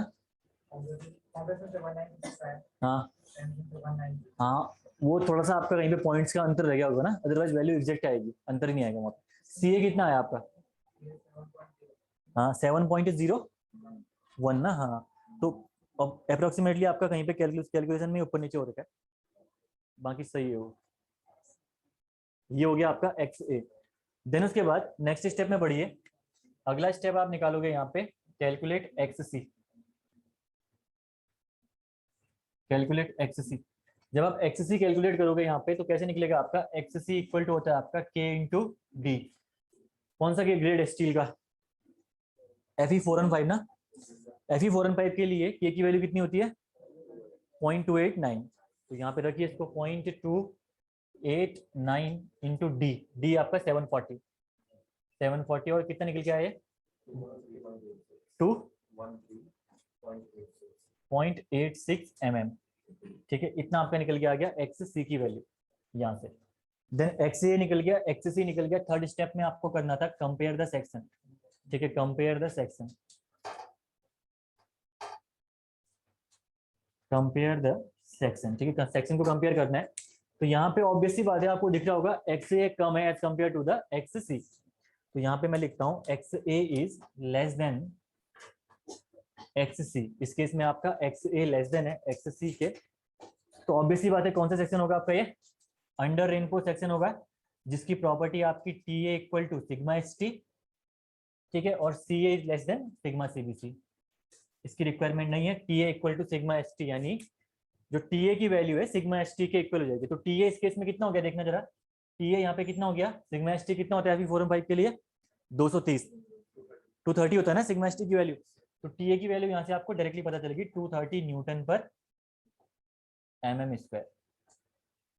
T A equal to 230 newton per mm square, आपका यहाँ पे डायरेक्टली वैल्यू पता चल गई। अब आप इजीली निकाल सकते हो moment of resistance from the tension side. पहले आप निकालिए मोमेंट ऑफ रेजिस्टेंस। ठीक है, अगला निकालना है आपको moment of resistance. Fourth step में यहाँ पे आपको निकालना है मोमेंट ऑफ रेजिस्टेंस। और मोमेंट ऑफ रेजिस्टेंस अगर देखो आपको टी ए की वैल्यू पता चल गई तो आप डायरेक्टली टेंशन साइड से निकाल सकते हो इजीली। तो यहाँ से आप करो बेंडिंग टेंशन साइड। ठीक है, बी एम, इसका फॉर्मूला है आपका T A S T D minus X A upon 3। T A की जगह आपको सिग्मा एस टी रखना है। फॉर्मूला हो गया आपका sigma S T A S T D minus X A upon 3। ठीक है, तो सिग्मा एस टी की वैल्यू कितनी हो गई आपकी? 230 इंटू ए एस टी आपकी कितनी निकल के आ गई? 1256.6 इंटू डी, स्मॉल डी है आपका 740 माइनस एक्स ए की वैल्यू है आपकी 164.28 डिवाइडेड बाय 3, और ये वैल्यू आपकी निकल के कितनी आई देखना जरा, 198.05 कितना बोला आपने 07, ठीक है। और किसका कितना है, कैलकुलेट करो उसको एग्जैक्ट बताना, 198 पॉइंट, हाँ किलो, ये आएगा आपका न्यूटन एमएम में आएगा। अगर आपको किलो न्यूटन मीटर में कन्वर्ट करना है तो उसको आप करोगे डिवाइड बाय, जितना भी ये वैल्यू आएगी उसको आप क्या करिए, वहां दिखेगा नहीं उसको, ठीक है, जो उधर है 1/10⁶ कर दीजिए, ये हो जाएगा आपका किलो न्यूटन मीटर में कन्वर्ट हो जाएगा। हाँ ये आ जाएगा आपका 198.07 किलो न्यूटन मीटर आपकी टेंशन साइड से, ठीक है, इतनी निकल के आ गई। देन उसके बाद आपको क्या करना है, सी ए की वैल्यू निकालनी है, ठीक है। सी ए की वैल्यू निकालने के लिए आप क्या करिए, अगला स्टेप देखिए, स्टेप नंबर 4। आंसर इतना ही है वैसे, एग्जाम में आएगा तो इतने में आपका आंसर निकल गया है, आगे की जरूरत नहीं है, ठीक है। अगर वो सी ए पूछता नहीं है तो तब तक, अगर सी ए पूछेगा तो आपको निकालना पड़ेगा, ठीक है। फ्रॉम स्ट्रेस रिलेशन आपको पता है रिलेशन क्या है, C A upon X A equal to T A upon M D minus X A, ये आपको पता है रिलेशन है। जहां पे हमको इस टी ए की वैल्यू पता है, यहाँ पे ये आपकी sigma S T, T A की जगह मैं कर रहा हूँ सिग्मा एस टी, ये हमें पता है, ठीक है। जस्ट आप वैल्यूज को पुट करिए, सी A equal to x A की वैल्यू आपको गिवन है, एक्स ए की वैल्यू निकाल रखी है आपने एक 164.28 इंटू सिग्मा एस टी आपकी 230 है, मॉड्यूलर रेशियो आपका निकाल रखा है आपने यहाँ पे 9.33, और स्मॉल डी आपकी 740 है, माइनस एक्स ए आपका अगेन 164.28, ये हो गया आपका सी ए, और सी ए यहाँ से आपका निकला होगा कितना, 7 पॉइंट कितना बोला आपने, 7.04 ना, हाँ 7.036 आ रहा है वैसे, 04 ठीक है मानता हूँ, ठीक है, न्यूटन पर mm स्क्वायर, इतनी आपकी वैल्यू निकल के आ गई, 7.04 newton per mm square, okay. Then compression side से निकालिए moment of resistance, moment of resistance from compression side, formula है आपका stress, average stress into area, B X A C A by 2 into D minus X A upon 3, आप यहाँ पे put करिए value, 500 into X ए आपका है 164.28 into सी ए आपने निकाल दिया 7.04 डिवाइडेड बाई 2 इंटू डी आपका 740 है, माइनस एक्स ए 164.28, यस ठीक है, डिवाइडेड बाई 3 इंटू 1/10⁶ कर देना, तो किलो न्यूटन मीटर में कन्वर्ट हो जाएगा। तो ये वैल्यू आपको क्या करना है, 198 है ना, एग्जाम में अगर कभी ऐसी कंडीशन आ गई तो अप्रोक्सीमेटली 190 इक्वल करना वैल्यू को, 198.07 लिख, हाँ तो 198.07 लिख दो उसको, 07 किलो न्यूटन मीटर, बस इक्वल टू करो, वैल्यू अलग अलग एग्जाम में लिख के मत आना, ठीक है ना, सेम वैल्यू लिख के आना, क्योंकि वो कैलकुलेशन से हमारी मिस्टेक से हो रहा होगा। ये निकल गई आपकी मोमेंट ऑफ रेजिस्टेंस की value from the compression and tension side. जिनका बन गया इसी क्वेश्चन को आप सॉल्व करिए,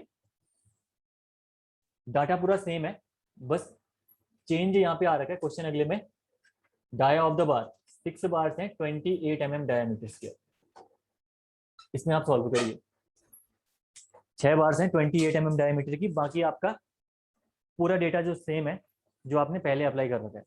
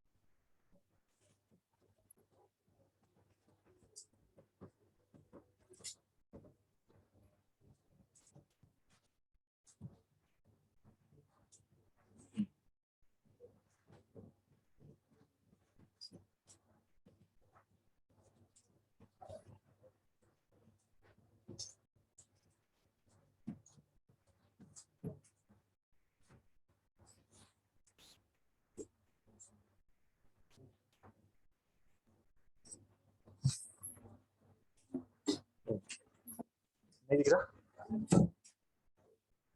कौन सा? ये 10⁻6 है, 740 माइनस 164.28 अपॉन 3।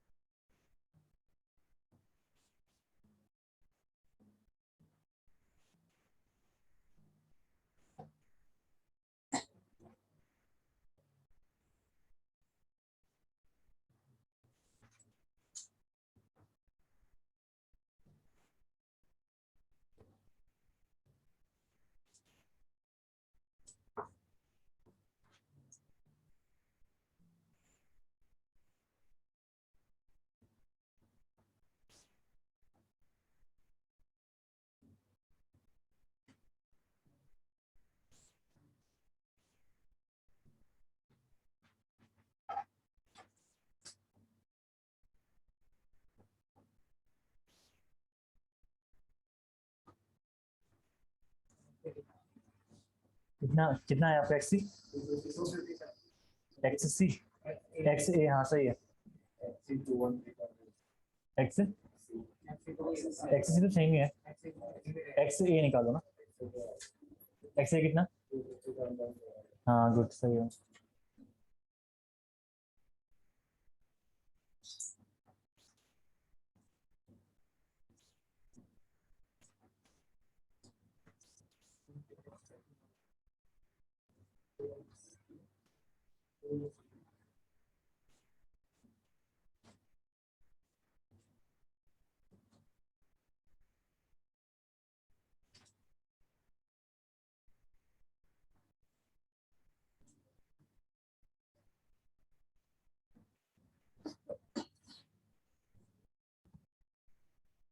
करो नेक्स्ट सॉल्व तो करो, अब तो सेम प्रोसीजर है, पूरा बता दिया।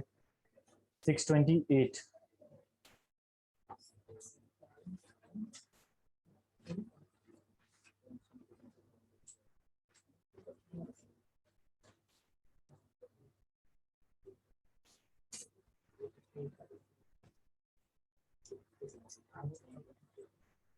ये नहीं लिखा?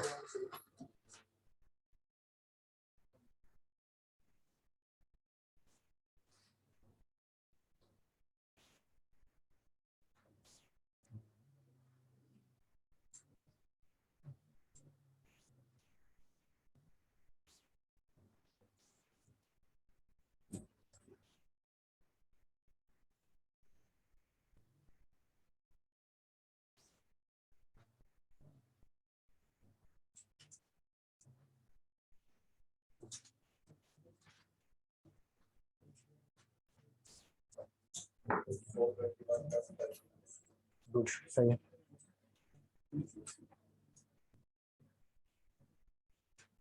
एक आंसर आ गया,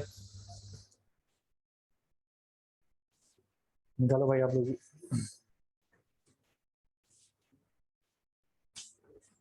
यूनिट यूनिट भी लिखो उसमें, 421.5 यूनिट। यूनिट मेंशन नहीं करोगे, गलती जाएगी।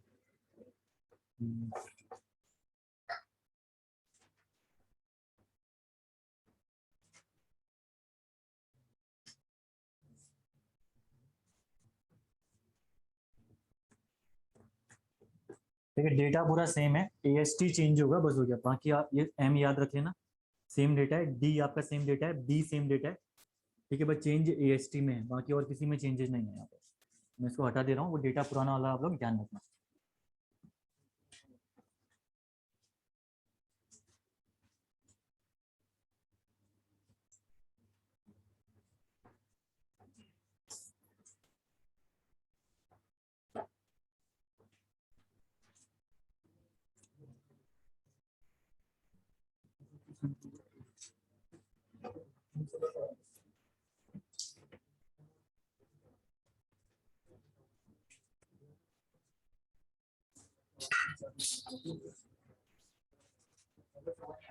छः सौ 654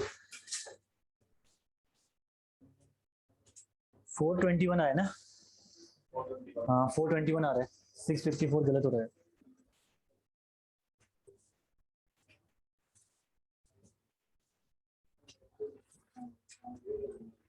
ठीक है, यहाँ पे सबसे पहले तो AST निकालिए, बाकी रिक्वायरमेंट तो ज़्यादा है नहीं। 6 इंटू 5/4 इंटू 28 का स्क्वायर कितना आया AST?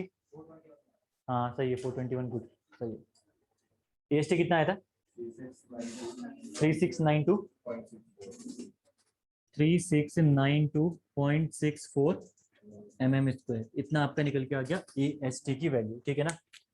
बाकी सारी वैल्यूज पता है आपको, B आपको 500 था वहाँ पे, अगेन वही हो जाएगा 500 XA square divided by 2 equal to M की वैल्यू 9.33 आपने रखी थी, AST आपने कैलकुलेट कर दिया है 3692.64, स्मॉल d आपका है 740 का, माइनस XA निकालना है, ठीक है, XA आपको कैलकुलेट करना है यहाँ पे 250 XA square divided by 2 equal to, ये मल्टीप्लाई करके पूरा कितना आया वाला, ये वाला टर्म मल्टीप्लाई करके कितना आया? अच्छा आपने 250, हाँ बिल्कुल,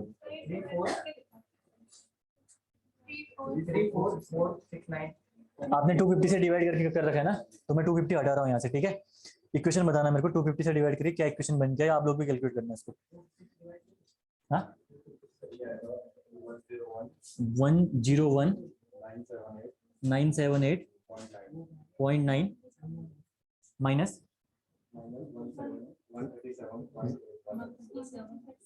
137 137, हाँ नहीं वो तो ठीक है, इतना कम आ रहा है, इसको मल्टीप्लाई करके यहाँ पे, अच्छा ओके आपने 250 से डिवाइड भी कर रखा है ना, 137 पॉइंट इंटू एक्स है, यही बनाना है क्वेश्चन, एग्जैक्ट है ना, ठीक है। X A square plus 137.8 of X A minus 101,978.9 equal to 0। यहाँ से जब आप श्रीधराचार्य इसमें अप्लाई करोगे तो आराम से निकाल पाओगे इसको भी, minus B 137.8 minus B plus minus under root of B square 137.8 का स्क्वायर माइनस 4 इंटू ए आपका 1 है, सी आपका माइनस में है तो प्लस में हो जाएगा, ये हो जाएगा 101,978.9 डिवाइडेड बाई 2 टाइम्स ऑफ ए यानी 1 है इसकी वैल्यू, ठीक है। तो एक्स ए यहाँ से कैलकुलेट हो जाएगा आपका, जो कि कितना निकल के आया आपका 257.78 ना mm, इतना आपका निकल के आ गया एक्स ए। एक्स सी आपने सेकेंड स्टेप में निकालना, जो कि आपने पहले ही कैलकुलेट कर दिया था पिछले वाले क्वेश्चन में, 213.86 आपका निकल के आ गया था ये, ठीक है। थर्ड स्टेप में आपको क्या करना है, एक्स ए यहाँ पे दिख रहा होगा आपको, is greater than X C, condition बन गई यहाँ पे X A is greater than X C, तो ये कौन सा केस हो गया आपका, over reinforce section. Over reinforce section का केस हो गया। ओवर रेनफोर्स के लिए C A equal to sigma CBC होती है, तो सी ए की वैल्यू कितनी, सिग्मा सीबीसी की वैल्यू कितनी हो जाएगी आपकी एफ सी के बाई 3, हाँ एफ सी के बाई 3 30/3 यानी 10, इतनी होगी सी ए की वैल्यू। सेकेंड है आपका T A is less than sigma S T, ये इसकी प्रॉपर्टी होती है किसकी, ओवर रेनफोर्स सेक्शन की। बस यहाँ पे आपको पता चल गया कौन सा फॉर्मूला आपको लगाना है। सी ए गिवन है तो कॉम्प्रेशन साइड वाला, टी ए गिवन है तो टेंशन साइड वाला। फोर तो आप इसमें लगा दो फॉर्मूला डायरेक्टली। बेंडिंग मोमेंट जब आप निकालोगे इसमें, या मोमेंट ऑफ रेजिस्टेंस इसको बोलते हो, B X A C A by two into D minus X A by three. B आपका है 500, एक्स ए की वैल्यू आपने कैलकुलेट करी है 257.78 इंटू सी ए आपने निकाला 10 divided by 2, 740 minus X A 257.7 divided by 3, और ये वैल्यू आपकी 421 ना, 421.5, हाँ सही है, 421.5 किलो न्यूटन मीटर आपकी निकल के आ गई। ठीक है, इसके बाद आपको अगर कॉम्प्रेशन साइड से भी निकालना है तो सेम यहाँ पे कर दीजिए। सी ए की जगह यहाँ पे आपको सिग्मा सी बी सी करना है, सिग्मा एस टी की जगह यहाँ पे आपको सेम ही रखना है टी ए, है ना, जो पिछली बार टी ए था। बस यहाँ पे से निकल जाएगा आपका, जो भी वैल्यू आएगी वो भी आ जाएगी, कर सकते हो इजीली आप। 174 किसकी वैल्यू आ रही है, टी ए की कर रखा है आपने, तो ठीक है मैं इसको भी बता देता हूँ। अच्छा ठीक है ना,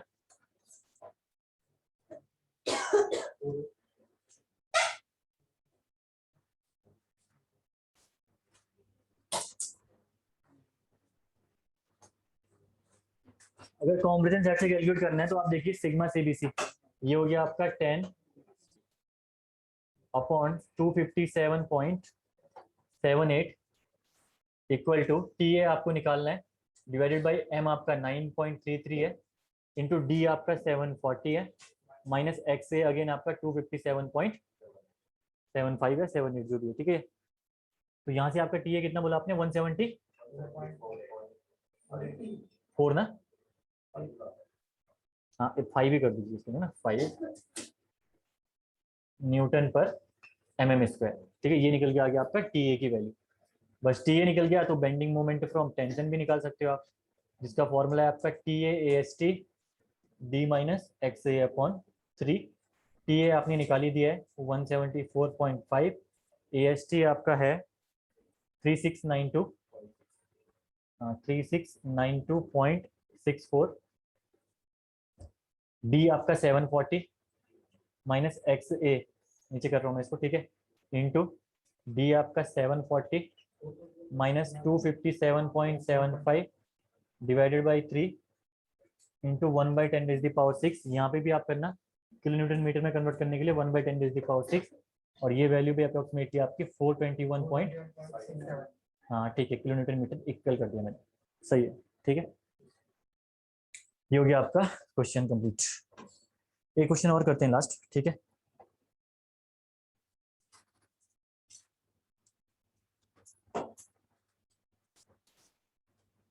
थोड़ा सा स्पेस छोड़िए, क्वेश्चन लिखिए, इसका स्पेस छोड़ लेना, क्वेश्चन लिख लो, बाकी जिनका हो गया वो क्वेश्चन करेगा सॉल्व, ठीक है ना। क्वेश्चन लिखना, calculate area of steel, calculate area of steel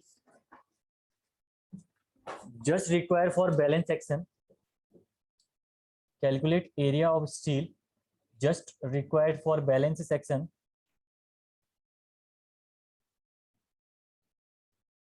and corresponding moment of resistance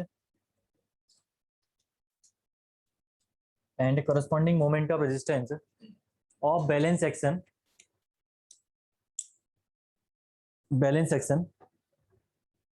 for beam in question number 1।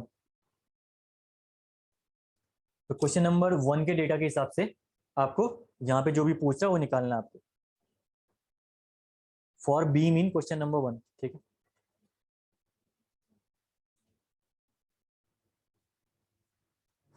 समझ में आया क्या बोल रहा है, हाँ, calculate area of steel just required for balance section and corresponding moment of resistance of balance section for beam in question number 1। हाँ पहला क्वेश्चन है, उसके बेस पे करना, जो भी पूछ रहा आपसे, ये पूछ रहा आपसे एरिया निकालना है तो, और दूसरा आपका मोमेंट ऑफ रेजिस्टेंस निकालना है। और क्वेश्चन अच्छे से पढ़ना, किसके लिए निकालना है, हाँ तो उसके लिए प्रॉपर्टीज आपको पता है तो इजीली आप निकाल सकते हो चीजें।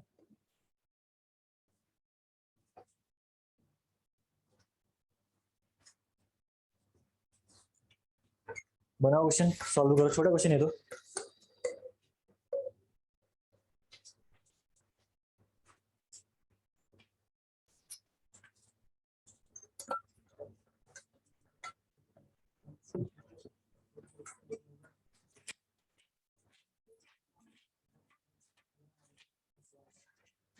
अपनी कैलकुलेशन अच्छी कर लो जितनी अच्छी करनी है, ठीक है ना, क्योंकि एलएसएम से फिर थोड़ा सा हम बढ़ाएंगे, क्योंकि अभी तो चलो बेसिक है, मुझे पता है तुम लोगों को प्रॉब्लम आ रही है कैलकुलेशंस में।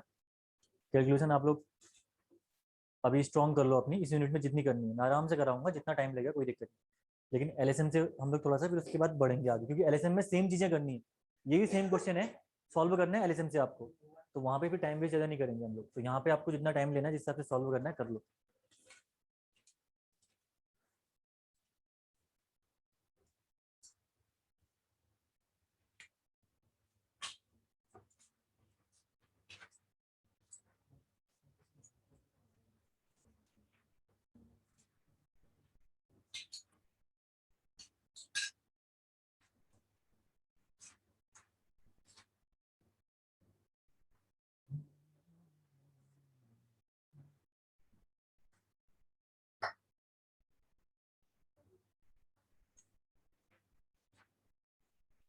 ये वाला क्वेश्चन कर लीजिए, बाकी ना जिन्होंने नहीं उतार रखा है क्वेश्चन उतार लो, बाकी जिन्होंने कर रखा है वो करना। मैं इसको इरेज कर रहा हूँ थोड़ी देर में।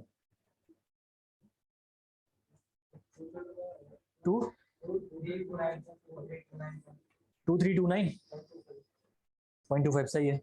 AST उसके रिस्पेक्ट में मोमेंट और रेजिस्टेंस भी निकालिए, दोनों चीजें पूछ रहा ना।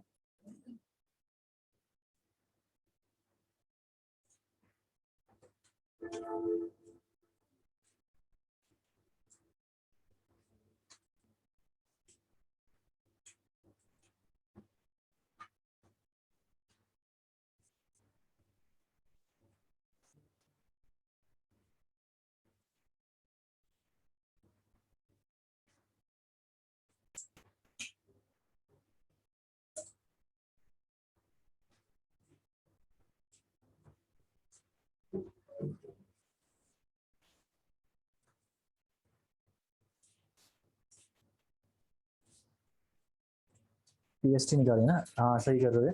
एक्स इक्वल टू क्या हो जाएगा, एक्स सी, ठीक है। और AST निकालने के लिए फॉर्मूला लगाओ, उसके बाद कौन सा लगता है यहाँ पे, इजीली निकल जाएगा। TAST वाला फॉर्मूला लगाओ, सारी वैल्यूज दे रखी है वहाँ पे। हाँ हाँ सही होगा। 2 क्या निकल के आएगा आपको, मोमेंट और रेजिस्टेंस? नहीं,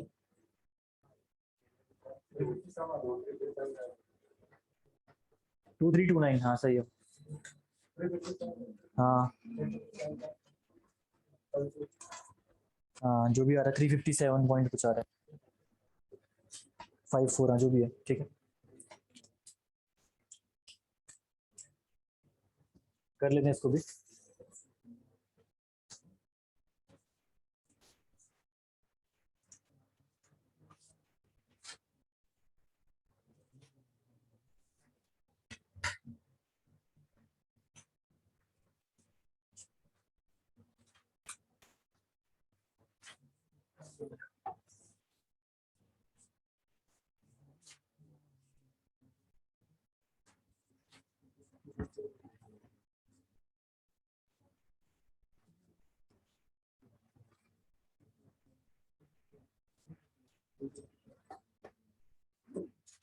ये आपसे बोल रहा, calculate the area of steel just require for balance section and corresponding moment of resistance of balance section for a beam in the question number 1, ठीक है ना।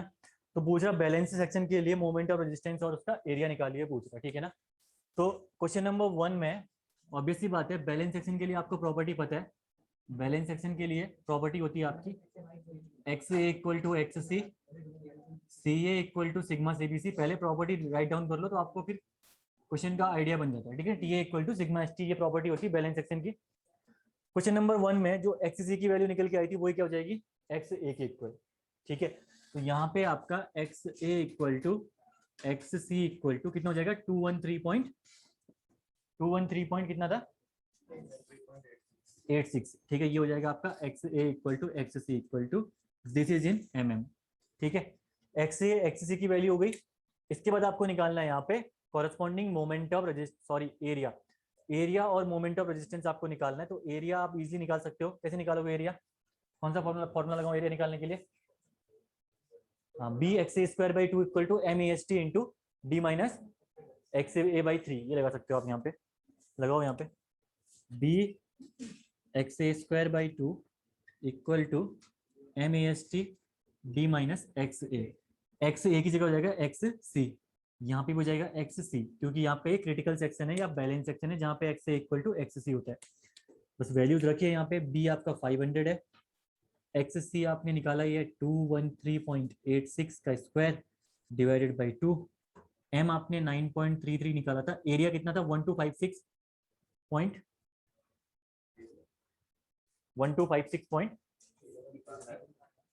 अरे सॉरी एरिया तो निकाल एरिया तो निकालना ना बैलेंस सेक्शन के लिए। AST आपका इंटू डी 740 माइनस एक्स सी आपका 213.86, तो कितना आपका ये एरिया निकल के आया 2329.25 mm स्क्वायर आपका निकल के आ गया area of steel for the balance section. ठीक है ना, BAL कर रहा हूँ मैं, AST बैलेंस आपका निकल गया। बस कॉरेस्पॉन्डिंग यहाँ पे मोमेंट ऑफ रेजिस्टेंस आप निकाल सकते हो इजिली। ठीक है, लेकिन उसको निकालने के लिए आपको किसकी रिक्वायरमेंट होगी? मोमेंट ऑफ रेजिस्टेंस की रिक्वायरमेंट होगी। तो दो अननोन हो जाएंगे ना। आपने कैसे निकाला इसके बाद AST बैलेंस के बाद?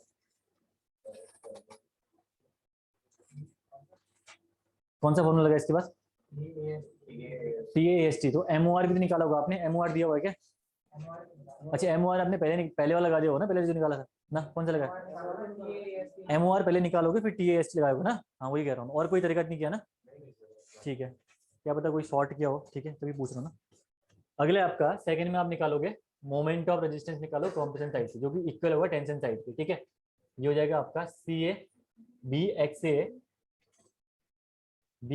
ए CA by two D minus X A upon 3, 500 into X A की जगह अगेन आपका CA की जगह क्या हो जाएगा? Sigma CBC। ये सारे टर्म्स में यहाँ पुट कर रहा हूँ। ठीक है, कहीं कंफ्यूजन मत होना। ये आपका आ जाएगा XA की जगह अगेन XC, बस पुट करिए। XC आपका हो जाएगा 213.86 इंटू सिग्मा CBC आपका यहाँ पे M30 है ना, FCK बाई 3 10, तो ये हो जाएगा आपका sigma CBC 10 divided by 2, D आपका 740 है माइनस XC आपका अगेन 213.86 है डिवाइडेड बाई 3। तो ये कितना आया आपका MORC कितना आया? 357.5। ये आया आपका 357.5 किलो न्यूटन मीटर। आप क्या करिए, डिवाइड बाई 10⁻⁶ करना ना भूलें। ठीक है, ये चीज करनी है आपको। उसके बाद अगला आप लगाइए moment of resistance from tension side. Tension side ये फॉर्मूला होता है आपका TAST D minus XA upon 3। ठीक है, तो टेंशन साइड से जब आप निकालोगे तो इक्वल होगा, ऑब्वियस सी बात है, सेम वैल्यू होगी। ये फॉर्मूला हो जाएगा आपका 357.5 इक्वल टू TA की जगह मैं कर दूंगा सिग्मा ST। ठीक है, सिग्मा ST जो कि आपकी 230 इंटू AST निकाली आपने अभी 2329.25, ये ST निकल गई, इंटू डी आपका 740 है। निकालना क्या है यहाँ पे? MOR के थ्रू यहाँ पे निकालना क्या था? AST आपको निकालना है ना यहाँ पे। रुको अच्छा, ये आप दूसरा मेथड से निकाल रहे हो AST। ठीक है ना, पहले तो AST आप ऑलरेडी निकाल चुके हो, मैं वहां की वैल्यू यहाँ पुट कर रहा हूँ, यहाँ पे AST निकालो। This is second method. और ये आपका आंसर निकल गया, MOR यहाँ से निकल गया, दोनों निकल गए। ठीक है, MOR AST भी निकल गया, MOR भी आपका निकल गया जो क्वेश्चन में पूछ रहा है। ठीक है, लेकिन आप ऐसे भी कर सकते हो, पहले आप MORC निकालो, उसके बाद आप MORT वाला फॉर्मूला लगाओ और यहाँ से आप AST निकाल दो, अगर आपको ये नहीं लगाना है तो फॉर्मूला। ठीक है ना, तो बस यहाँ पे कितना हो गया AST डी आपका 740, AST की वैल्यू मैंने हटा दी। ठीक है, ये हट गई AST। रुको, दिस इज 230, AST की वैल्यू यहाँ पे AST डी आपकी 740 माइनस 213.86 डिवाइडेड बाई 3। यहाँ से आपकी AST अगेन ऑलमोस्ट सेम ही आ रही होगी। करेगा अपने इससे 2329 ही कर रहा हूँ मैं। ठीक है ना, जितनी आ रही है मुझे नहीं पता, इसका एक बार कैलकुलेट करो, थोड़ा सा डिफरेंस आएगा इसमें AST में, जल्दी से देखो कितना आ रहा है, देखना। ये किलोन्यूटन मीटर में मैंने वैल्यू रखी है यहाँ पे, तो इस साइड आप मल्टीप्लाई कर देना, डिवाइड बाय 10⁻⁶। ये भी आपकी किलोमीटर मीटर में। एक काम करो, mm स्क्वायर में हम निकालते हैं इसको। क्या करते हैं, 357.5 इंटू 10⁻⁶ न्यूटन mm में कन्वर्ट कर दिया मैंने इसको। तो जो भी वैल्यू आएगी अब यहाँ पे mm स्क्वायर में आएगी। ठीक है,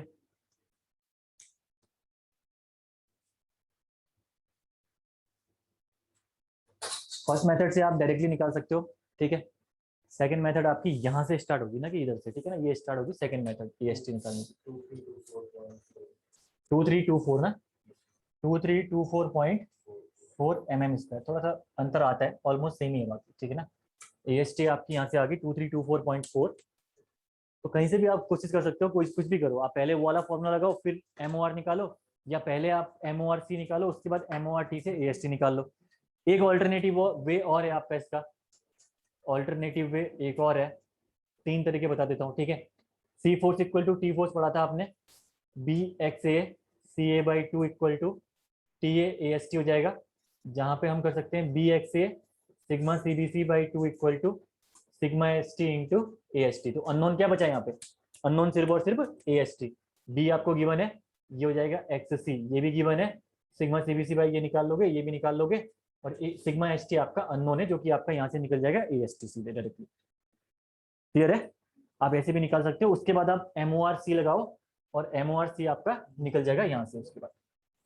ठीक है ना, किसी को दिक्कत कहीं पे, क्लियर है? तो ये क्वेश्चन आज कर लिए। ठीक है, कल सेकंड टाइप हम इसका डिस्कस करेंगे, देन उसके बाद हम लोग डिजाइनिंग में आगे बढ़ेंगे। ठीक है ना, सिंगल रेनफोर्स की और डिजाइनिंग करनी है आपको। तो यहाँ पे तक किसी को दिक्कत, सबको क्लियर है ना सब चीजें? ठीक है, फिर कल थैंक यू, मिलते हैं कल।